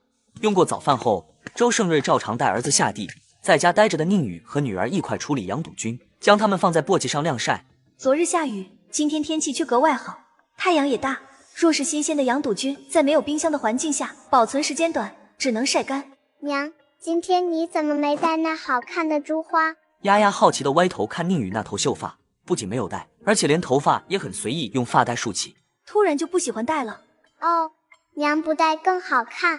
宁宇去看催芽的土豆，等它发芽到栽种，再到收获，还需要很长一段时间。剩下的那些土豆，如果天天吃，7天都撑不到。最好的办法还是要买粗粮囤着。相对于大米，粗粮便宜多了，但这前提就要用到钱。周胜瑞铁定是没钱的，要是有钱，也不会说让我和孩子吃野菜饼子充饥。不过刚才丫丫提到原主以前戴的首饰，或许可以换回来几个钱。丫丫呀，你跟你爹去过县里吗？去过2次。那你还想不想去？好，你去地里跟你爹说一声，娘把这羊肚菌都处理好了，咱们就去县里走走。好。丫丫擦了擦手，小腿飞快地跑出家门。宁宇抬头看天，40过半，等会儿出发的话，去到县里正好是50，我还能带丫丫去买个包子吃。处理好羊肚菌，宁宇进屋将头面翻出来摆在床上。这头面虽破旧，但却是一整套，只要修复得当，也可翻新卖出，应当能当个1-2两银子。我记得这套头面买回来的时候都花了10两。少顷，宁宇带着女儿离开家。住在这边比较偏，鲜少遇到村里人，这边也能绕路，不用经过村口就出村，对我来说还是挺方便的。大河村旁边还有一个村子，就隔了一座山，那边也有牛车。他选择带女儿绕远路去坐别村的牛车，省得被村里那些长舌妇说三道四。1个时辰后，牛车可算是赶到县里。娘，咱们现在去哪儿？去当铺。今天不是赶集的日子，县里街道并没有这么热闹，但人也不少。宁宇牵着丫丫来到一家当铺，就在这时，一辆马车经过，宁宇刚好瞥了一眼，眼睛微眯。娘，怎么了？丫丫拉了一下冷着脸的宁宇。没事，现在还不是解决这件事的时候，忍住。马车中，怎么了？你一直盯着窗外。夫人，那个人像大小姐。宁宇，那不可能，你铁定看错了，快过来给我捏脚，别偷懒。是，夫人。宁宇这边，这家当铺规模很小，但掌柜很和气。作为一个在县里长大的人，我自然是了解哪家当铺不黑心。姑夫人，请问需要点什么？掌柜，请估价。掌柜点头，认真翻看头面。夫人，这些头面破旧的厉害，但还是能修复，给你这个价。好。掌柜愣了一下，爽快的去取钱。这5两已经超出我的预期了，本以为只能得到1、2两来着，这东西收着也不能升值，饭都吃不起了，留在身边也没什么用。我还以为夫人会不愿。有何不愿？这本就是破旧物，能换钱就不错了，且掌柜还是个实诚人。这么说，夫人来过本店，可我对夫人来过，但都是很久前的事了。丫丫，走了。掌柜盯着宁宇的背影看了好一会儿，直到店里的伙计也凑过来。掌柜的，您看啥呢？这位夫人很像宁家大小姐啊，几年前她常来我这当一些字画。哦，您说她就是人人唾弃、抛弃县令儿子，嫁给农户的宁大小姐？不会吧？不太记得了。离开当铺，宁宇纠结着带丫丫去哪里吃东西。突然，肉包子的香味钻入娘俩鼻腔，丫丫盯着包子铺，眼睛都看直了。擦擦口水。哦，娘，丫丫饿了。那丫丫想吃包子。丫丫还没吃过，不知道是什么味道。宁宇闻言不由得心疼。一个包子不值几个钱，原主原来连看都不会看一眼，现在他的女儿却尝都没有尝过。宁宇拉着女儿到包子摊前，问了价钱后，老板，给我拿1肉1素，再拿2个馒头。包子给丫丫吃，馒头比包子便宜1、2个钱，这样就又能省下几个钱。接下来得去米店看看，买点什么回去囤着，最好是再买点菜种子和小鸡。这次预算是1两银子，如今只用了几钱，剩下的看看有多少攒多少。路上，丫丫咬了一口包子，刚好咀嚼到30下，她停下来，看向一条阴暗的巷子。娘，那好像是二叔。宁宇看过去，巷子里有3个人，和另外2个争执的正是他的小叔子周安平。他们讲话声不大，只能隐约听到什么赌方啊、欠钱啊、不还就打之类的话。我可不想多管闲事，更不想跟这样一个整天不务正业的小叔子有太多牵扯。丫丫，我们走。啊，别说见到长辈要问好的，不跟二叔打招呼吗？不打，他现在跟人谈事，咱们也有事要干。哦，他们娘俩并不知道，周安平在他们走的时候发现了他们，就是不太肯定。行了，这钱我会还的，你们也别围着我了。3天不还，到时候你知道是什么后果。行。周安平不耐烦道。另外2人一放行，周安平第一时间跑出巷子，却并未看到宁宇的身影。奇怪，难不成我看错了？他并不知道，此时的宁宇娘俩就在旁边的米店里。问了一圈，我才发现粗米算不得贵，1斤15文钱，多买多优惠，1斗是12斤，也就180文钱。掌柜，装2斗米，我回家前再来取。出了米店，宁宇带着女儿走去买了10个鸡蛋，5个鸡蛋还给江婶子，剩下5个自家吃。娘俩停留在一个卖菜种子的摊位前。丫丫，你说在家里种什么菜好呢？丫丫听娘的，不用吃野菜，可以自己种菜吃，吃什么都行。得，问跟不问一个样。最后，他选了白萝卜、白菜、茄子、冬瓜、南瓜、辣椒，这些都比较好种活，也不用费心这么多。但买这些都花了30个铜板，肉疼。半个时辰后，宁宇带着丫丫继续去包子摊，他得买点回去给家里父子俩吃。老板给你钱。嫂子，还真是你啊，我还以为我看错了呢。周安平笑嘻嘻地抱着袋子，眼里满是贪婪，边说边后退。对了，嫂子，我还有事，就先走了。这小叔子简直不要太过分。可宁宇又奈何不了他，他跑得跟老鼠一样，一溜烟就没了影。娘，丫丫红了眼，低头看着自己的手，包子残留的热量还在。娘，是丫丫不好，是丫丫没拿稳，这才让二叔抢走的。哎，乖，没事，不怪你。丫丫很自责，一直低着头。老板，按照刚才那样再装一份。好嘞。一袋热腾腾的包子重新出现在丫丫手中。拿好，咱们去取东西，然后回家。好。丫丫吸了吸鼻子，紧紧抱着油纸袋，也不管它是否烫。这一次谁也不能抢，谁抢它咬谁。不过几百文，宁宇思考着要不要再置办一些别的，比如面或者调料。对了，家里的那块猪油该换了，很想吃花生油，可太贵了，吃不起。接下来，宁宇带着女儿又去买了一块猪板油、5只小鸡、一匹棉麻布、一个小背篓、针线和丫丫巴掌大的猪肉，所有加起来花了将近1两。娘，走了吗？我感觉包子都要凉了。走。宁宇一手挎着篮子，一手拎着5只小鸡，还背着背篓。幸运的是，娘俩坐的牛车也是隔壁村的，且车上没有同村熟人。等一下，等等，坐不下了。可是我着急回家，行行好吧？孕妇一脸哀求。要不你问问看，谁愿意抱着孩子，这样还能腾出一个位置？车上的女人冷眼相对。哎，孕妇耷拉着肩，转身离去。坐这里吧。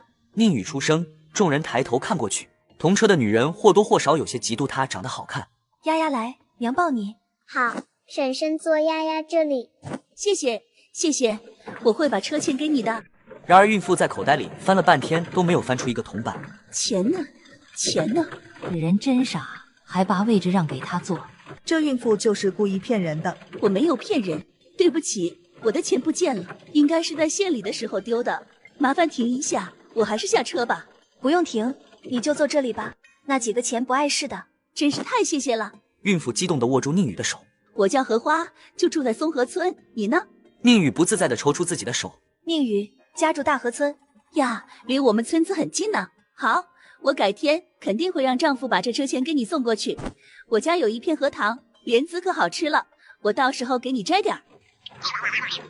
名叫荷花的孕妇自来熟，一路上跟宁宇说个不停，但大多数时候宁宇都使笨，反倒是他怀里的丫丫听得津津有味的。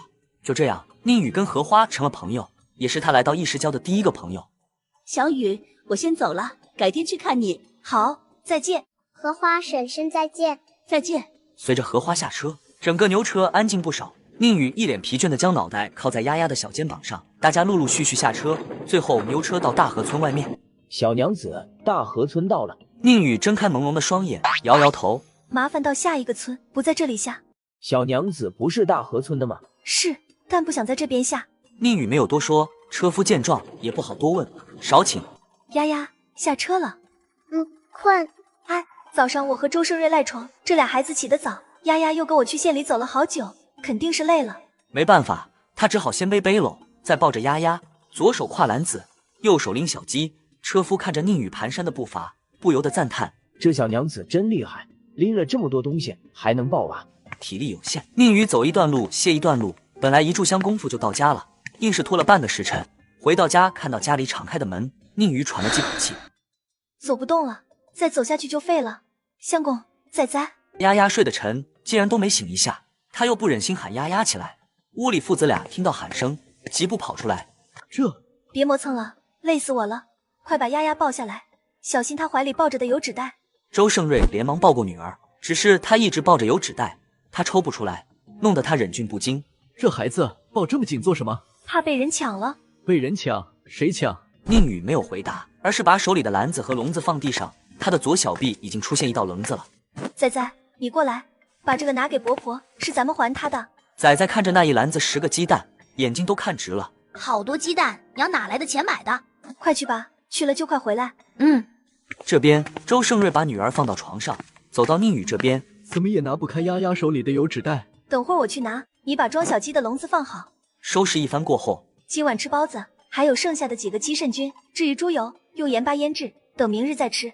江家，仔仔，你说这是你娘让你拿来的？娘今天去县里买回来的。你确定没有骗伯婆？这不是你爹用东西换来的。我不会骗伯婆的，就是娘买的，娘是娘，爹是爹。伯婆，我先走了。江婶子一听，和自己大儿媳对视一眼，眼里还是带着质疑。你说阿瑞媳妇儿这是转性了吗？应该没有吧？不过我倒是听人说，左额个下大雨，给阿瑞和仔仔送蓑衣的是他。当真？江婶子一副见鬼模样。真的，很多人都看到了。哎呀，娘，别想了，改日咱们得空了再去看探不就行了吗？江婶子闻言点点头。如果阿瑞媳妇儿能改正，好好跟阿瑞过日子，我也就放心了。阿瑞这些年为媳妇孩子操碎了心，我看了都于心不忍。宁宇这边内屋，丫丫，把油纸带给娘。这么听自己的话。不过这5年来，虽说宁宇对丫丫不好，但天天都跟丫丫在一块，丫丫还小，自然就依赖他，就像天天跟着我的仔仔最听我的话一样。等到宁宇做完饭，吃饭了吗？我闻到包子的香味了。家里有了吃的，接下来几日，宁宇都是在家种菜、喂鸡，给孩子做新衣裳以及晾衣服。今日地里不用干活，周胜瑞父子俩也在家。啊，俩孩子的新衣裳做出来了。问我为什么会做衣裳，完全是因为原主会，有动作记忆在，以我的聪明，一下子就会了。怎么样，喜不喜欢？喜欢。喜欢吗，仔仔？还没等仔仔回答，屋外传来嘈杂的声音，其中一道是周安平的。你们在屋里，爹娘去看看。你小子唬我是不是？住在这种破地方会有钱？呦呦，别打了！臭小子，你要是敢耍花样，老子就办了你！我真没有乱说，我大哥就住在这里。别看我大哥住了破，他身上有钱的。哼，那还不赶快喊人出来！周胜瑞沉着脸走出来。不用喊了，我在这。周安平像见到救命稻草一般嚎啕。大哥救我啊！大哥，他们要杀我！你们要对我弟弟做什么？押着他弟弟过来的有5人，其中为首的那个人就是刚才说狠话威胁他弟弟的人。你弟弟在赌坊输了钱，欠了我们不少。他说3天还，今儿是第4天。他若是再拿不出钱，那便砍他一条胳膊。我没钱。周胜瑞眉头皱起，整个大河村谁不知道他赚到的钱都上交家里了。大哥，你不能见死不救啊！我是你弟弟啊！我要是出事了，你怎么跟死去的老爹交代啊？大哥，你快拿钱出来啊！安平，不是我不拿钱出来，是我真的没钱。你也知道我的钱都给娘了，你要钱你就去问娘给。周安平并未心慌，反而看了宁宇一眼。大嫂有钱，我前几日在县里见她买了肉包子，还进了米店，大嫂肯定有钱。大哥，你就求一下大嫂，让大嫂拿钱出来救我吧。在一旁看热闹的宁宇闻言，嗤之以鼻。几日前在县里故意躲开这个小叔子，就是怕惹一身骚，没想到他还是不要脸的来了。那是你大嫂的钱，我跟你大嫂保证过，她的钱她自己做主。你大嫂就在这里，你要问钱，你自己跟你大嫂商量。什么？大哥是不是傻子？为什么要把钱给婆娘？这婆娘要是跟人跑了怎么办？周胜瑞不再多言，把脸撇到一边，眸底挂着怒气。每次都是这样来逼我，真的是受不了了。这样的日子什么时候才是个头？臭小子，耍我玩的！啊，还有疼！周胜瑞抿唇，于心不忍地瞥了一眼。我真的没钱，真的也无能为力，除非媳妇愿意。不，我前些天才答应他，说以后他的钱由他自己做主。要是自己此时开口跟他说，那不就是变相的逼他吗？我做不到。我的儿啊！宁宇看过去是周婆子，周胜瑞的娘，她的婆婆。二哥，一抹桃粉色衣裙的少女奔来。哟嚯，小姑子也来了，这下可热闹了。现在他们也来了，肯定会逼周胜瑞拿钱出来的吧？宁宇饶有兴趣的抬头看周胜瑞，毕竟这种一哭二闹三上吊的做法，他们屡试不爽。不要打了，不要打了！一边去，要么拿钱出来，要么我们是不会停的。周婆子被推了一个踉跄，周胜瑞眼疾手快扶住。娘，你还知道我是你娘？你没看到你弟弟都被打成这个样子了吗？你身为大哥，怎么不想办法给你弟弟解决？快把钱拿出来！宁宇拧眉盯着周婆子，并未出声。这老太婆对周胜瑞不好，都是在原主记忆里看到的，如今亲眼所见，不禁怀疑这真的是他亲娘吗？如果是，怎么会这么偏心？话没说2句就打巴掌。周胜瑞咬咬牙，强忍着脸上的灼痛。娘，钱我都给你了，我真的没钱了，而且这已经不是安平第一次去赌坊赌钱了。你弟弟只是手痒去打2把，他也不知道会输。娘，你这话说的就好像杀人犯说他只是把刀放在无辜人的脖子上比划一下，并不知道会杀了人一样。什么意思？早就听村里人说，我这个儿媳几日前落水醒来后性情大变，现在一看果真是。要换做以前，这疯婆娘早就躲在屋里了。小叔子是一个赌徒，赌钱会输，不是正常的事吗？杀人犯都知道杀了人要坐牢，而小叔子赌输了，却不知道要承担后果，来找阿瑞要钱。阿瑞哪来的钱？阿瑞没有，你有啊！你以为我不知道？你前几日去县里买了不少东西吗？你既然嫁给我们阿瑞，那你这钱就是阿瑞的。宁宇笑了笑，并未回答。当初就是料到总有一天会发生这样的事，所以趁早跟周胜瑞挑明，只是没想到这场景会来得这么快。弟弟吧，大哥，你救救二哥吧。爹还在世的时候就说让你好好保护我们兄妹俩，你忘了吗？要是不救二哥，大哥你怎么对得起爹啊？娘，秀秀。周胜瑞看着跟着下跪的妹妹，浑身颤抖，特别无助。我就不明白了，为什么他们要这样逼我？我真的是一点办法都没有啊！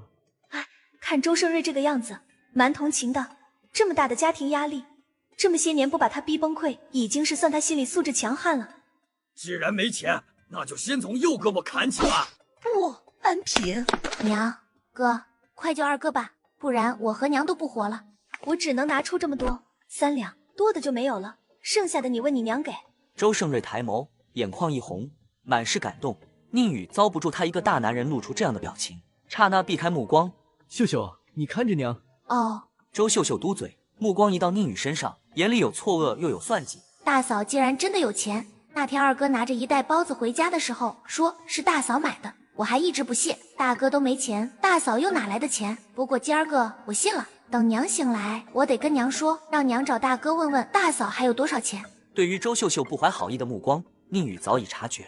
我在前世的时候，就因为能研究自己的异空间，引得周围人羡慕嫉妒，当然不乏各种各样的算计。我早已习惯，只要周家人不主动来惹我，见面还是会跟他们打招呼的。若是惹到我，呵。我弟弟欠了多少钱？算上利息20两。什么？20两？把我当猪肉卖了也凑不来啊！小雨给我的只有3两银子，这还差17两啊！秀秀，把娘喊醒，问一下她，我给她的钱放在哪儿？我这不够。哦，娘，醒醒！声如蚊呐。笑话，这样能把人喊醒？大声点儿，钱不够，可是救不了你二哥的。我可不想喊醒娘，要是把钱拿出来，那我以后可怎么买新衣裳和胭脂？就在这时，周秀秀感觉被人掐了一下，她立即反应过来。什么？娘醒着！杀猪般叫声响起。娘，你醒醒啊！娘，娘！然而周婆子一点动静都没有。这么大的声音，恐怕整个村子都听到了。这老太婆怎么还没醒？难不成是装的？唉，能否再缓几天？最后千求万哀。可以再给5天，但到时候要给1两银子当利息，也就是说5天后必须要给18两。虽然很不公平，但周胜瑞也没有别的办法，只得点头。你是担保人，若是到时候拿不出来，就拿你这媳妇来抵债。不能动我媳妇。我丈夫愿意做担保人就不错了，你们至少还能拿钱。若是你们乱来，不仅会钱收不回来，还得吃牢饭。杀人可是要偿命的。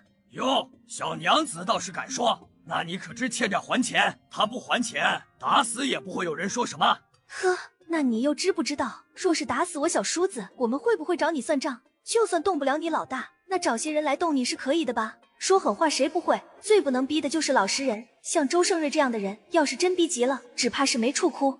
你这娘们够狠！慢走，不送。兄弟们，咱们走，5天后再来。哎呦呦！在人都走后，周婆子才一副刚醒来模样。秀秀啊，你二哥咋样了？娘，二哥没事，我扶你回家歇着，让大哥背二哥回去。没事就好。阿瑞，你把你弟弟背回家，然后再喊齐善来给你弟弟看看。周胜瑞不语，但还是跟宁宇说了一声，就过去扛起周安平往周家房屋那边走。周婆子母女俩离开的时候，意味深长地看了宁宇一眼，等他们走远。呸！看，有啥好看的？脑子里尽是算计。要不是因为你们是周胜瑞的亲人，我早就问候你们祖宗18代了。娘，哎，怎么了？爸，怎么了？丫丫，是不是想跟娘说什么？丫丫沉默一会儿，撅着嘴巴说道：娘，你把钱都拿出来了，那你那些好看的珠花岂不是都白卖了？二叔是不会把钱还给咱们的。哎，我当然知道小叔子不会还钱，但当时自己若是不掏钱出来，只怕周胜瑞就得被逼崩溃不可。幸好我留了个心眼儿，留了1两银子，不然到时候俩孩子又得有上顿没下顿了。没事，娘再想办法赚钱就是了。走，进屋等你们爹回来。宁宇走过去，一把牵起仔仔的手，抱着丫丫一块进屋。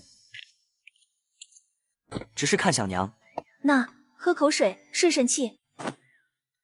行了，别生气了，再生气又能怎么样？还不如好好想想该怎么凑钱，5天后凑不够钱才是大麻烦。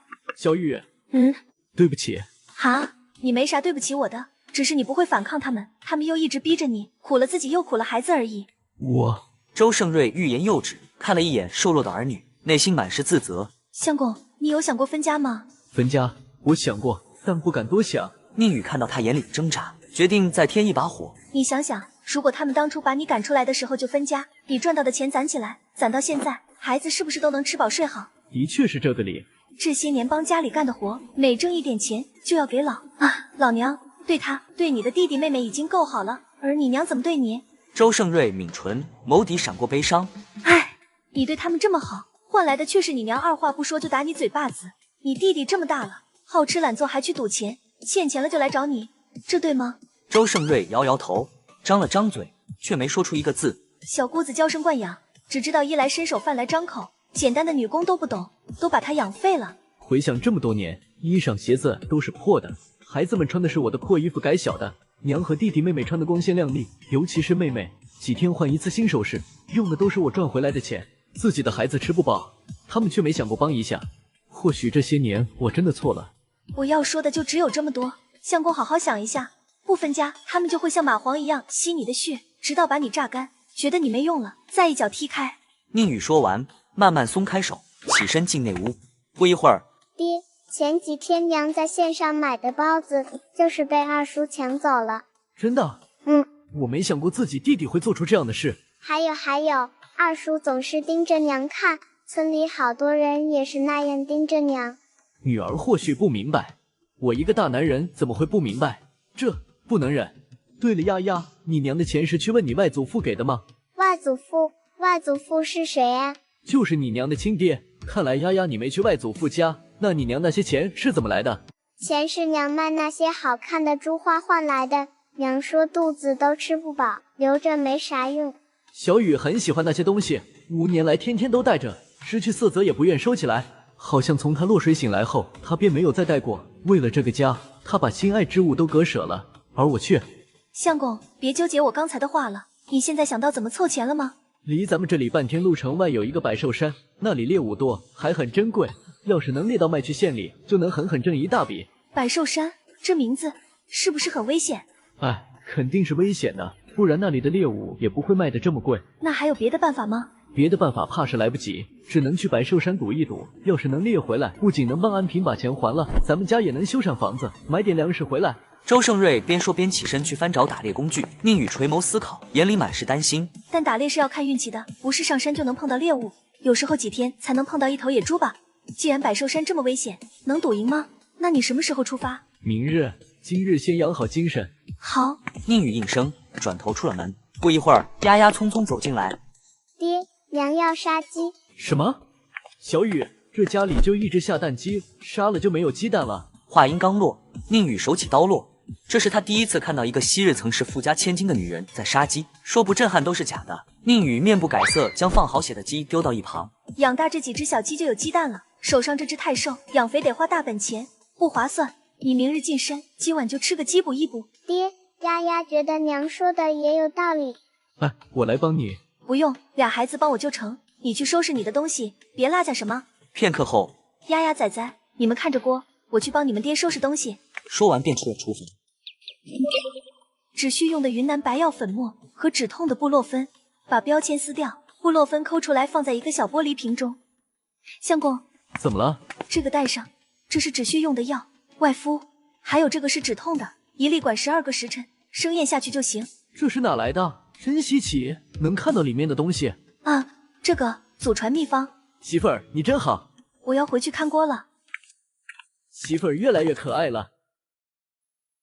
万物全是香味，这么多年，我才知道自己媳妇的厨艺是真的好。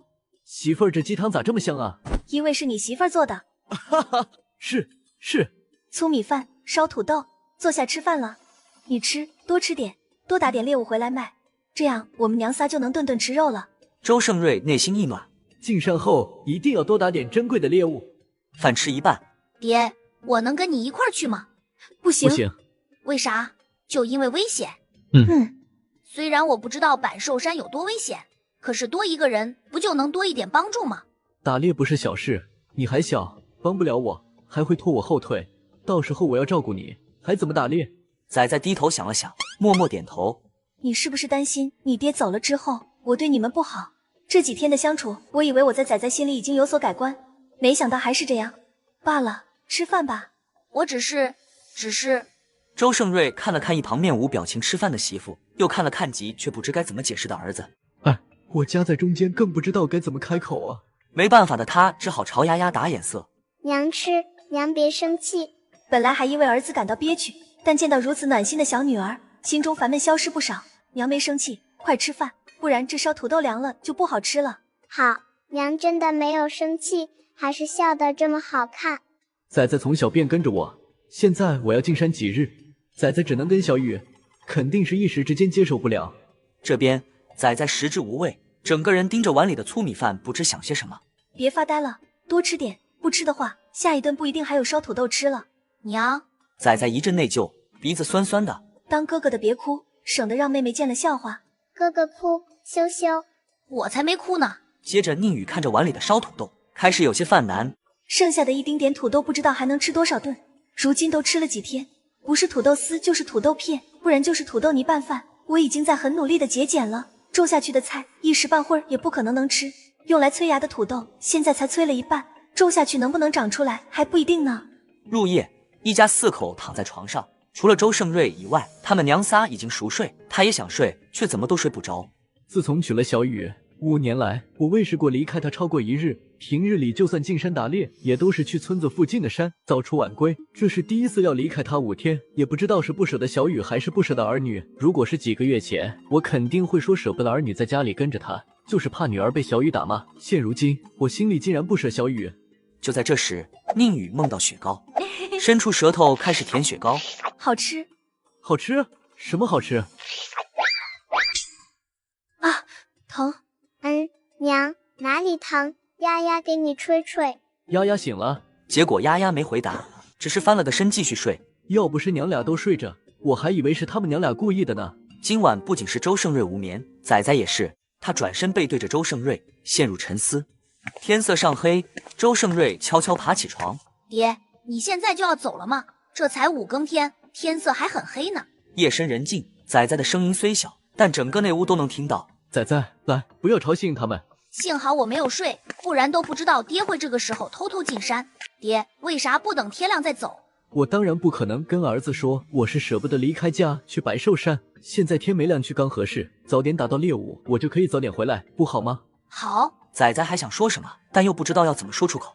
百寿山的野兽很凶猛，山林路难走，树高叶密，稍有不小心都会掉入野兽的老巢，到时候别说打猎，能活着出来就不错了。这次我也没有多大把握，只能说为了妻儿，为了不争气的弟弟，赌一把。仔仔乖，爹不在家的时候，你一定要听娘的话，有人欺负你娘，你一定要站在你娘这边，要保护好你娘和妹妹，知道了吗？可是我还小，不应该是娘保护我吗？不，在这个家里有2个男子汉，爹是，仔仔也是，男子汉就不能躲在女人后面，知道了吗？虽然你还小，但爹知道你聪明，你也不一定要打欺负你娘的人，你可以用别的法子。哦，是，我也是男子汉，我要保护妹妹还有娘。对，你要保护他们。好。少顷，周胜瑞小心翼翼地将熟睡的儿子抱回床上，最后在妻儿脸上各印下一个吻。万事小心，不要勉强。还以为小雨醒了，原来和丫丫刚才一样。外屋门关上的那一瞬间，宁宇睁开眼，转回身看了一眼身旁的空位，默默闭上眼。不知为何，他有点不开心。遇到不少同村的妇人，他们都是早起去河边洗衣裳的。我不习惯去河边洗，只需要挑水回来，家里自然有洗衣裳的木盆。井边，大家都狐疑地看着他。哎，这不是阿瑞媳妇儿吗？本地是你来挑水，阿瑞呢？他进山打猎去了。哦，是了，我听说阿瑞为了帮他弟弟还钱，去了白树山打猎，是真的吗？是啊，要还20两，把我们娘仨卖了也拿不出这个钱。这小叔子又不下地干活，没有1分钱收入，都是靠阿瑞。要是阿瑞不去百寿山，到时候还钱的人就会找上阿瑞，我们娘仨恐怕都会被抓走。在他一阵悲情诉说之下，周围的妇人都于心不忍。虽说郑宁宇之前对周胜瑞很不好，对孩子很不好。但落水醒来就改过自新，大家都是有目共睹的。如今还没跟丈夫孩子安分生活几天，就出现这样的事，怎么看都觉得可怜。是啊，阿瑞媳妇，你别担心，阿瑞在村里也是数一数二的打猎能手，他肯定没事的。是啊，阿瑞媳妇，你就好好带孩子，阿瑞到时候肯定能猎到之前的猎物。对对对，带好孩子安心等阿瑞回来就成。真是感动，这么好的村民，一点都不像原主记忆里那般无理善妒毒舌。谢谢各位的关心，我一定会带好丫丫和仔仔，和阿瑞好好生活，不会像以前一样不知道好歹。若是以后有什么做的不对的地方，希望各位纠正。几位妇人见状，互相对视一眼，不约而同的笑了。宁宇一次性不能挑很多水，只得半桶半桶来，所以一早上来回了10几趟。这10几趟下来，双腿颤抖的厉害，这身体还真是虚，看来以后得加强运动才行了。阿瑞媳妇，要不我帮帮你？宁宇一时没想起是谁。谢谢嫂子，我歇一会儿就好。成，那我就先走了。好，嫂子慢走。真是无比想念周胜瑞啊，有他在，这些重力活都不用我来干。在井边歇了好久，宁宇才重新起身。哟，这是谁啊？宁宇以为不是找自己的，便没有理会。宁宇，镇住！哎呀，是找我的族长的孙女儿。眼前少女名叫孙倩倩，今年16，自幼喜欢周胜瑞，非他不嫁，一直磨蹭至今。为什么见到我就跑？我耳聋，没听到。孙倩倩顿时不知道说什么。孙姑娘，你还有事吗？没事，我就走了。倩倩，你在那干啥呢？快来帮娘。知道了，我告诉你，我迟早会嫁给阿瑞哥的。那你加油。孙倩倩瞪了宁宇一眼，哼，转身跑开。对于孙倩倩，我从不担心。周胜瑞只是把孙倩倩当成妹妹对待，人人皆知。接下来几日，家中一切很好。宁宇天天带娃，挑水也是隔几天去一次，有时候他还帮人舀水，给人留下好印象。偶尔上山找点别的吃的来解馋。路上遇到同村的人，宁宇都会很热情地跟大家打招呼。接连几天过去，大家渐渐接受他这温柔、热情、和善的性子。山上遇到还会分点野菜或野果给宁宇和俩孩子。今日是周胜瑞离家的第4天，收债的人会在后天上门。他说过第5天，不管有没有猎到，都会回来。可到了晚上，他做了一个超真实的噩梦，梦里周胜瑞真的猎到一头大老虎，一个人扛不回来，他就打算处理干净再带回家。浓重的血腥味让他被一群狼给围攻了。他就算再厉害，也只是一个人。剑用完了，砍刀断了，他给的药也用没了。最后在狼群的追击之下，失足跌落山崖裂缝，双腿摔断，血流不止。过了10几天才被村里人找回，但没了呼吸。住的地方被周家人收回，2个孩子被周婆子偷去卖掉，他也被周婆子卖给别人做妾。本该幸福的家就这样毁掉。宁宇猛然睁开眼，外面已经天光大亮。梦都是和现实相反的，应该不会有事的。可不知为什么，我心里很不安，眼里跳得厉害。要不去找他，宁可信其有，不可信其无。若这个梦是预兆，那就麻烦了。丫丫、仔仔，你们快醒醒！怎么了，娘？宁宇顾不得解释这么多，抓起衣服给2孩穿上，自己稍微整理一下，去厨房把所有的粗米都带上，抱着俩娃风风火火出门。丫丫和仔仔脸上都是迷茫，直到来到江家。婶子，不稍几息，2道身影从里面走出来。这不就是在井边很热心说帮我挑水的妇人吗？就是江家大儿媳柳慧。阿瑞媳妇儿，这是咋了？婶子，这是给你们家的。这是米，现在米粮不便宜，大多都是选择吃野菜饼子和玉米面，像这种粗米也是稀罕的，几天不见得吃上几次，这可都是好东西。你们不留着吃，给我干啥？没事，我们家还有别的可以吃。我来是想拜托婶子帮忙照顾一下俩孩子，另外还有一件事想要麻烦2位大哥，我想去百寿山，想让他们帮我带个路。百寿山这么危险，你去做啥？阿瑞今天就回来了，不是吗？我今早被噩梦惊醒，梦到阿瑞出事，我有些担心，想去找他。婶子，这有1两银子，你就让2位大哥帮帮我吧，不用跟我进山，送我到山口就成。1两银子可不是小数目，够一户人家吃上好几个月的了，快见无商量。去百寿山最近的就是这条路，前面就是山口了。原本1个时辰的路程，我们已经缩短到半个时辰内。还期望在路上能遇到往家里回的周胜瑞，但终究是自己单纯了。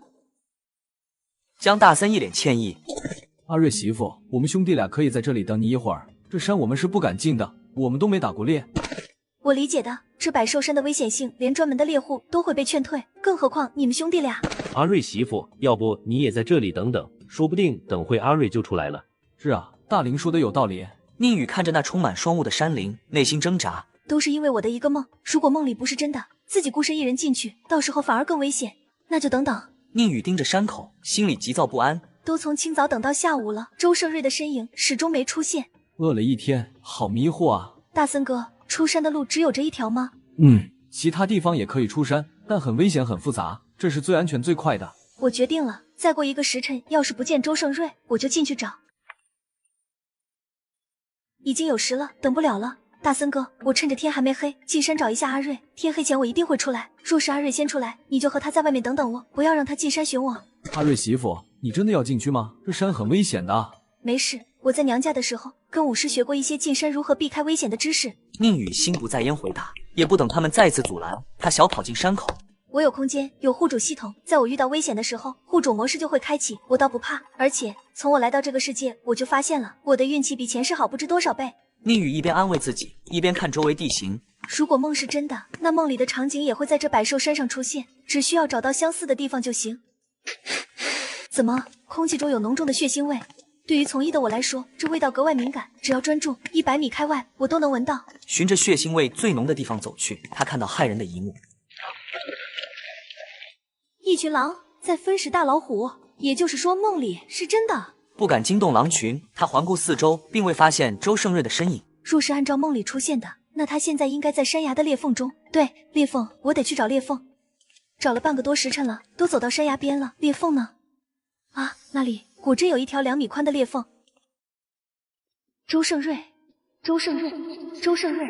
盘旋在山崖裂缝中的只有他的回音。有藤蔓，我下去看一下，他在不在？一到裂缝底，他就看到那依靠在一块大石头上的身影。相公。本来昏昏沉沉的周胜瑞听到日思夜想的声音，艰难地抬起眼皮。呵，自己真的是太想媳妇了。先是幻听，再是幻觉，掉下来的时候我就知道自己的腿应该是摔断了，一点知觉都没有。这百兽山如此凶险，不会有多少人来，我要么是被饿死，要么是会失血过多死掉，但不管怎样都难逃一死。可我真的不想死啊，不想离开孩子，不想离开媳妇，想和媳妇好好过日子。想着想着，周胜瑞又昏睡过去。不准睡！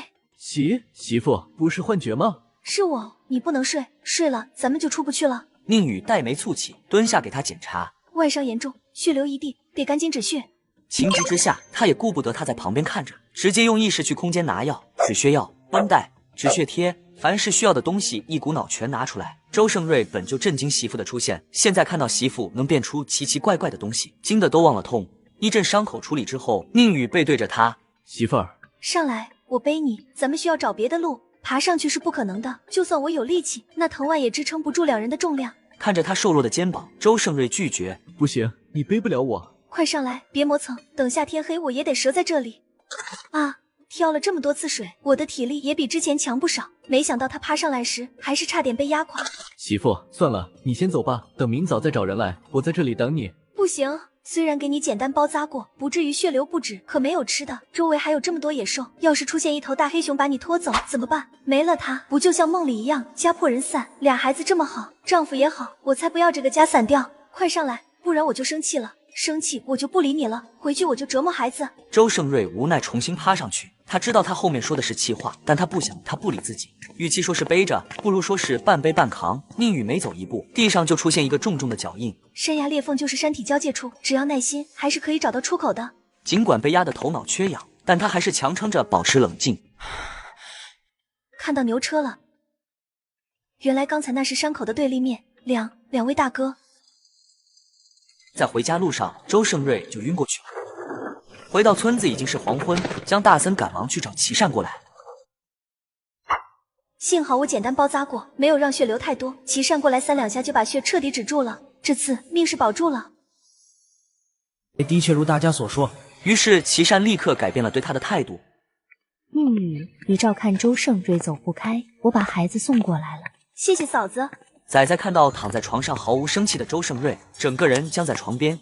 爷，大森伯伯说爹受了很重的伤，流了很多血，说娘一个人在照顾，叮嘱我一定要带好妹妹，不要再给爹娘增加麻烦。当时我还不明白伤得很重是有多重，现在看到平时温和跟我说话的爹一动不动躺在床上，真的感觉天都要塌了。仔仔浑身哆嗦，泪水在眼眶打转，小拳头攥紧。丫丫，仔仔，娘，爹他会不会离开我们？丫丫不断掉眼泪，不敢开口，一开口就哭出声，怕会吵到爹。不会的，有娘在，娘不会让咱们家缺任何一个人的。真的，爹真的不会离开我们。他们都说爹伤得很重，能不能活下来就要看老天爷。相信娘。仔仔默默点头，一把抱住宁宇脖子，将脸埋在他的肩窝。丫丫也是如此，绝望的心被温暖包裹，再次恢复跳动。仔仔深吸一口气，汲取温暖。我要快点长大，要快点赚钱养爹娘和丫丫。翌日，周胜瑞还是没有醒来，但脸色却比昨日红润一点了。先给他擦擦身子。什么？讨债的人上门了？你们干什么？凭什么抓我儿女？小娘子，你可别忘了，今儿是还钱的日子。不过不用你丈夫给钱了，他娘已经将这一块地抵押给我们，还有这俩小娃娃也卖给我们。没了这2个孩子，自己大儿子以后赚的钱就不用再分出来养孩子，就能一个子都不剩的交给我。宁宇目光骤了，看向周婆子。这死老太婆，我跟她势不两立。周婆子本来还沾沾自喜，如今看到宁宇那吃人的目光，周婆子还是控制不住背脊发麻。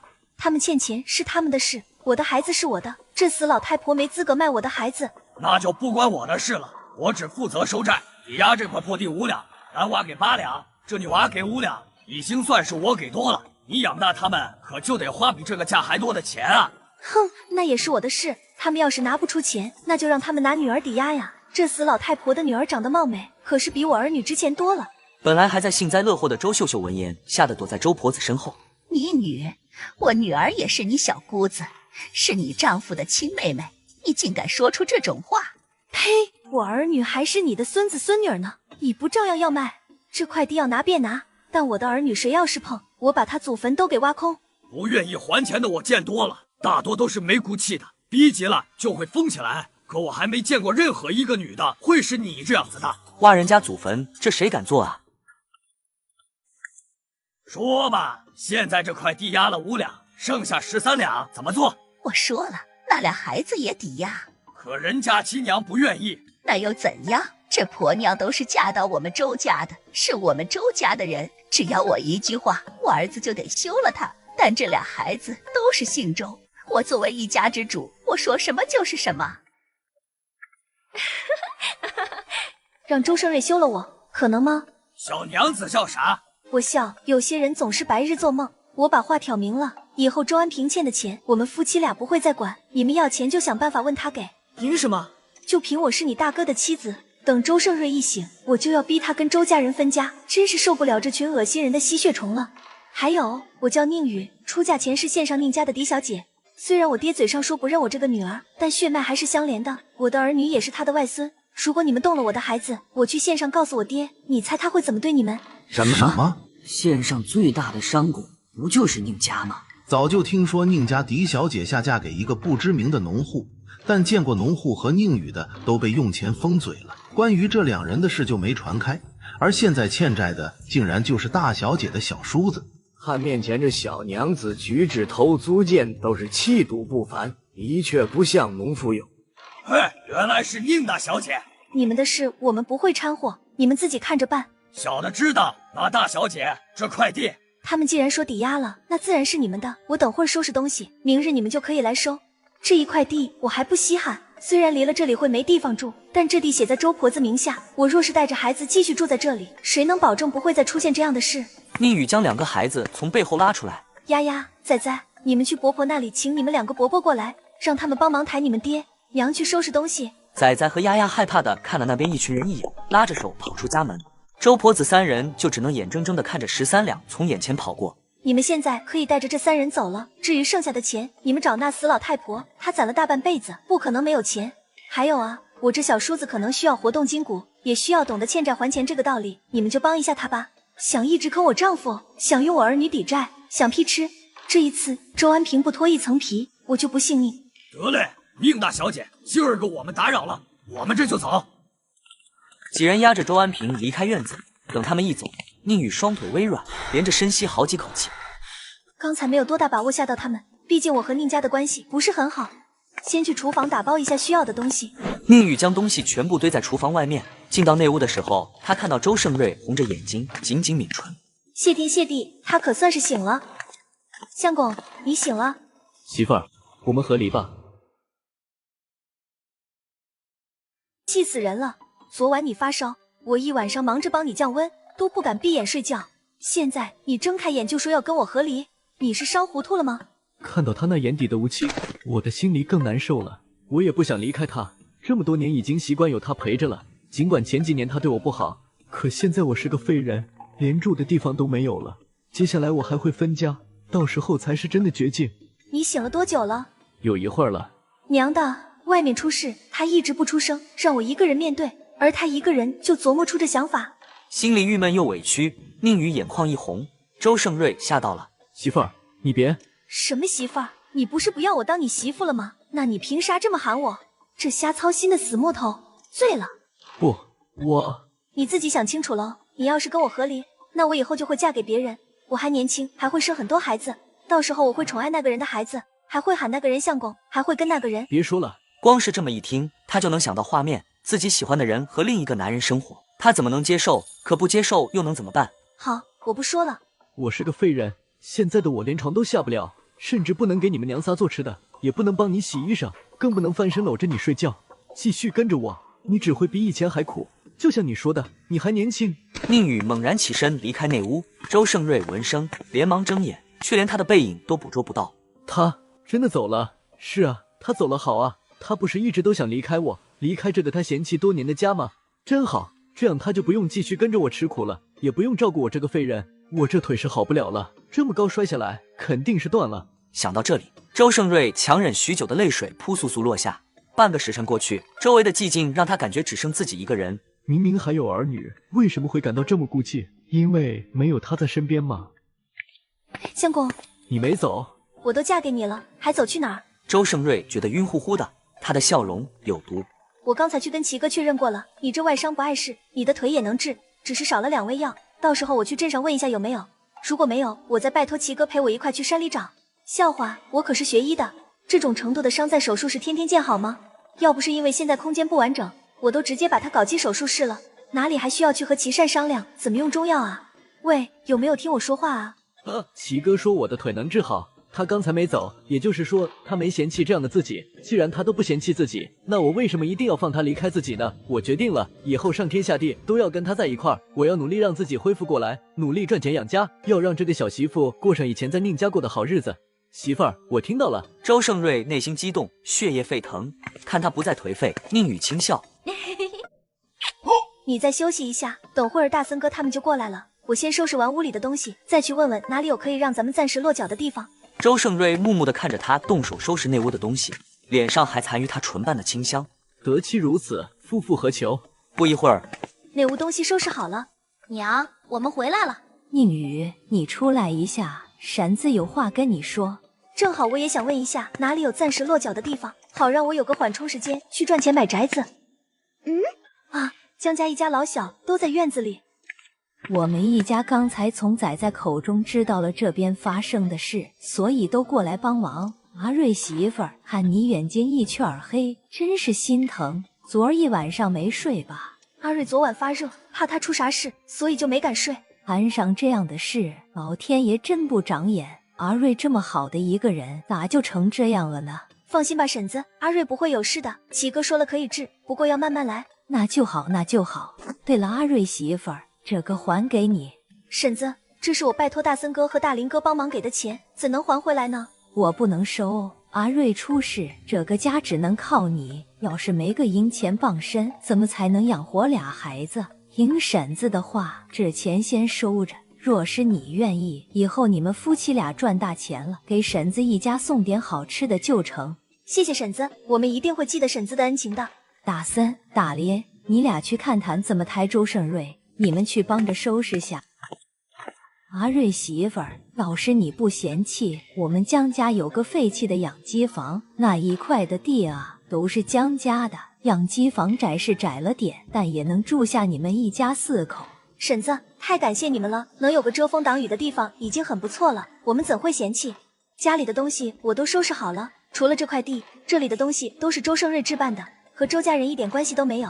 地里的菜我原是打算找到住的地方再移植的，现在看来不用等，直接挖起来带走就是了。在江家人的帮助下，宁宇一家4口顺利搬到新的地方。养鸡房就是一间简单的土坯房，屋顶是板子加稻草，因为搁置很久，里面鸡粪味早就消散了，屋里屋外都是杂草丛生，需要一番清理才行。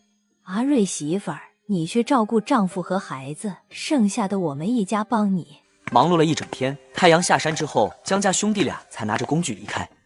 总算是弄好了啊，好饿啊！宁宇拖着疲惫的身躯走去棚子那边。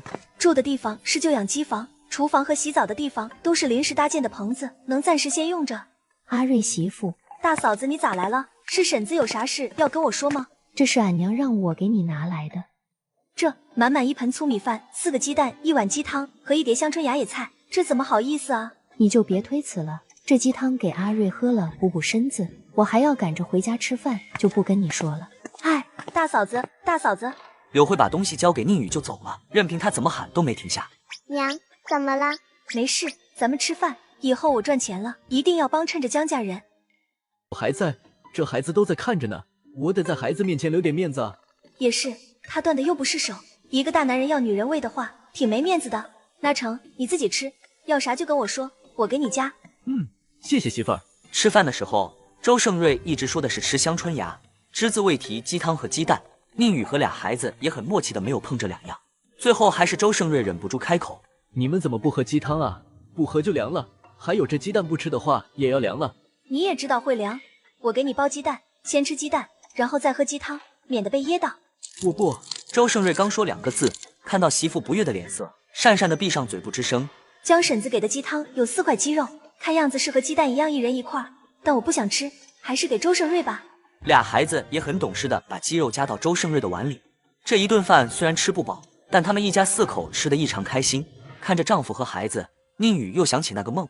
幸好自己当时进山找他，虽然房子还是没了，但现在换了个更清静的地方，有利于周胜瑞养病，是好事。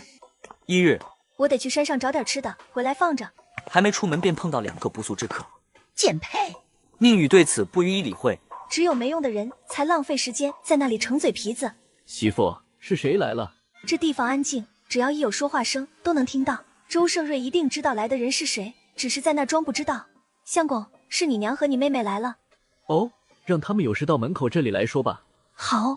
宁宇回应，瞥了母女俩一眼，朝房屋那边努嘴。他才懒得浪费口舌跟他们说话。你这什么态度？真是被气到了。要不是自己女儿一直拉着，我早就上去扇你2巴掌了。宁宇一侧身便进了屋，和丈夫孩子一块坐在床上。我倒是看看这娘俩又要整什么幺蛾子。周胜瑞看了他们一眼。娘，你们是过来给我送补身体的东西吗？他们手上什么东西都没拿，没人知道他这么问的用意是什么。家里还哪来的钱给你买补品？钱都被你这死婆娘给害没了。嘿，活该。娘，我媳妇还在，她不是死婆娘。这家伙怎么也会耍嘴皮子了？一句话呛得周婆子不知道接下来要说什么。娘，别忘了我们来这的目的。我来是跟你说分家的事。刚才我们已经去找李正了，等会儿他就到。哦。周胜瑞淡然道，脸上神情没有一丝变化。周秀秀见状，拉着周婆子走到一边。娘，大哥怎么这么安静啊？这不像是大哥的作风啊。你甭管他安不安静，反正分家就对了。我可不想养着一个残废儿子。声音虽然不大，可屋中夫妻俩都听得七八。以前拼命照顾周家老小，现在用不上了，还真像他那时说的，没用了就一脚踢开。没过一会儿，李正来了，同来的还有好些的村民。听说主婆子要跟周申瑞一家分家，你也跑过来看好戏了。这整个大河村谁不知道周胜瑞是个大孝子，这些年努力赚钱贴补家用，周家人吃香的喝辣的，他吃的都是野菜饼子，穿的都是破衣麻布，为此也没有怨言。自从昨天他双腿受伤会成残废的消息传遍村子之后，大家都在猜测宁宇会不会离开，只是没猜到周婆子会分家。李正，我不方便出去，这地方也挤，等会儿分家的事由我媳妇来决定就行。众人一阵唏嘘，分家这么大的事，竟然交给婆娘决定，真的好吗？他这是信任自己才会交给自己，所以等会儿一定要处理好，最好是能从周家人那里多分点东西过来。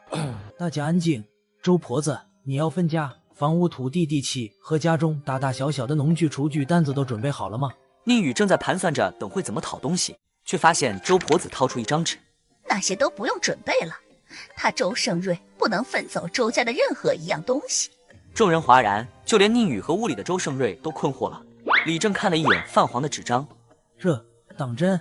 不错，这是25年前老头子亲口跟我说的。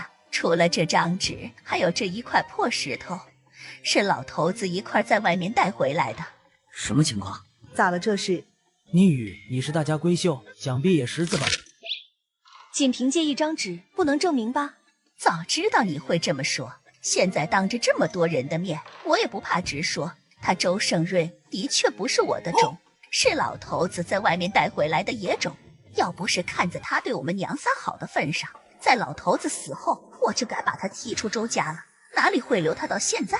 这话说的可真理直气壮啊！不是我的种，理直气壮不是应该的吗？宁宇被周婆子的厚脸皮给惊到了。你明明就是看阿瑞不能干活赚钱给你们用，你们才说这件事。若是阿瑞没有受伤，你们会提分家，会说出阿瑞的身世吗？呸，虚伪！是啊，周婆子娘俩真是虚伪，没良心啊，过河拆桥。我年纪大了，什么风浪没见过，还会怕这些人三言两语？我还以为只是分家，结果还牵扯出这个事，难搞啊！阿瑞媳妇，你看这……李正，请稍等，我去问问我家阿瑞。说罢，宁宇拿着黄纸和石头走进屋。但周家以后也不用再跟他来往了，免得结怨。哼，算这小子识趣，知道不拖累我们。拖累？哼，以后看看是谁拖累谁。哼！好，既然这样，那大家伙儿都在这做个见证，以后周胜瑞分出周家，周家的一切与他无关，他的一切也与周家无关。李正，立个字据吧。向来都是口头上说过就行了。还是立个字据，免得以后周家人反悔。那好。哎呀，这是大河村唯一一次分家分得这么简单的。与其说是分家，还不如说是周胜瑞被周婆子彻底赶出周家。被这么一搞，连上山的心思都没有，只想进去看一下受刺激的周胜瑞。他怎么这么安静，不喜不悲不惊讶？相公，你没事吧？我能有什么事？媳妇你别担心，我早就知道了。早就知道了？既然知道，那为什么还要任劳任怨10几年？我答应过我爹，以后会照看好娘和弟弟妹妹。那你爹告诉你身世了，你怎么没去找你亲生父母？我爹说他们已经死了。没有别的亲人在世了？是有的，但不想找。周胜瑞抿嘴，将石头放在枕头边，缓缓闭上眼。那我不问了，谁都有秘密，刨根到底并不好。随后的几日，宁宇除了照顾周胜瑞和孩子，还要上山找吃的回来充饥。因为不用下地干活，家里都是轻活，对他来说也没什么难的。还是要去赶集，土豆彻底吃完了，去山上找了一圈也没有新的，只能去买粗粮回来。丫丫也想跟娘去，但娘担心仔仔一个人照顾不了你们爹，丫丫就留下来吧。娘承诺到时候给你带香喷喷的肉包子回来，好不好？好，那丫丫留下来照顾爹。宁宇，周胜瑞的身体还好吧？一切安好。宁宇没跟他们说他的脚会好。你们看，周胜瑞瘫痪在床，对他这个家并没有影响，日子反倒比以前轻松快乐。是啊，凡是见到宁宇的人，看到他脸上的笑容，都会怀疑她丈夫是不是没有变残废。经过这些日子跟村子里的人相处，我发现2/3都是好相处的，嘴毒的人不少，但不理会就不会影响到自己心情。这次就不去隔壁村口坐车了，少绕一些路，也就能早点到。宁宇看了一眼热闹的街道，拎着包袱直奔县里最大最有名的药堂益生堂。伙计，我要见掌柜。几息后，请问这位姑娘找我有什么事？掌柜的，我这有一味药，名为羊肚菌，想问问你这里收不收？羊肚菌似乎未听过，姑娘可否拿出来让我看一下长何样？好。掌柜拿起一个反复看了几遍。姑娘请稍等。说完，掌柜便进了隔壁房间。就在这时，一道令宁宇熟悉的声音响起：伙计，你们陈大夫在吗？在的，夫人请稍等。宁宇低下头，克制自己不去看身后。不早不晚，偏偏在这个时候碰到。冤家路窄，遇到这人准没好事。以前的恩怨还摆在那里，至少我现在还不想找这人算账。玉洁，你怎么也在这？糟糕，又是一个熟人，顾不得卖药了。我现在只想躲着这两人。趁没人注意自己，他一把将杨笃君收起来，侧身钻进后院。半盏茶功夫后，姑娘，姑娘，我家公子有请。你家公子谁啊？益生堂少东家。哦，劳烦带一下路。我鬼鬼祟祟的来到人家药堂后院，不请我去喝茶才怪。以前知道益生堂背后东家是大成的人，但我对此不感兴趣，也没有过多了解。在小厮的带领下，宁宇来到院子的一间房间前，还未敲门，便听到里面传来的咳嗽声。等咳嗽声结束后，少东家进来。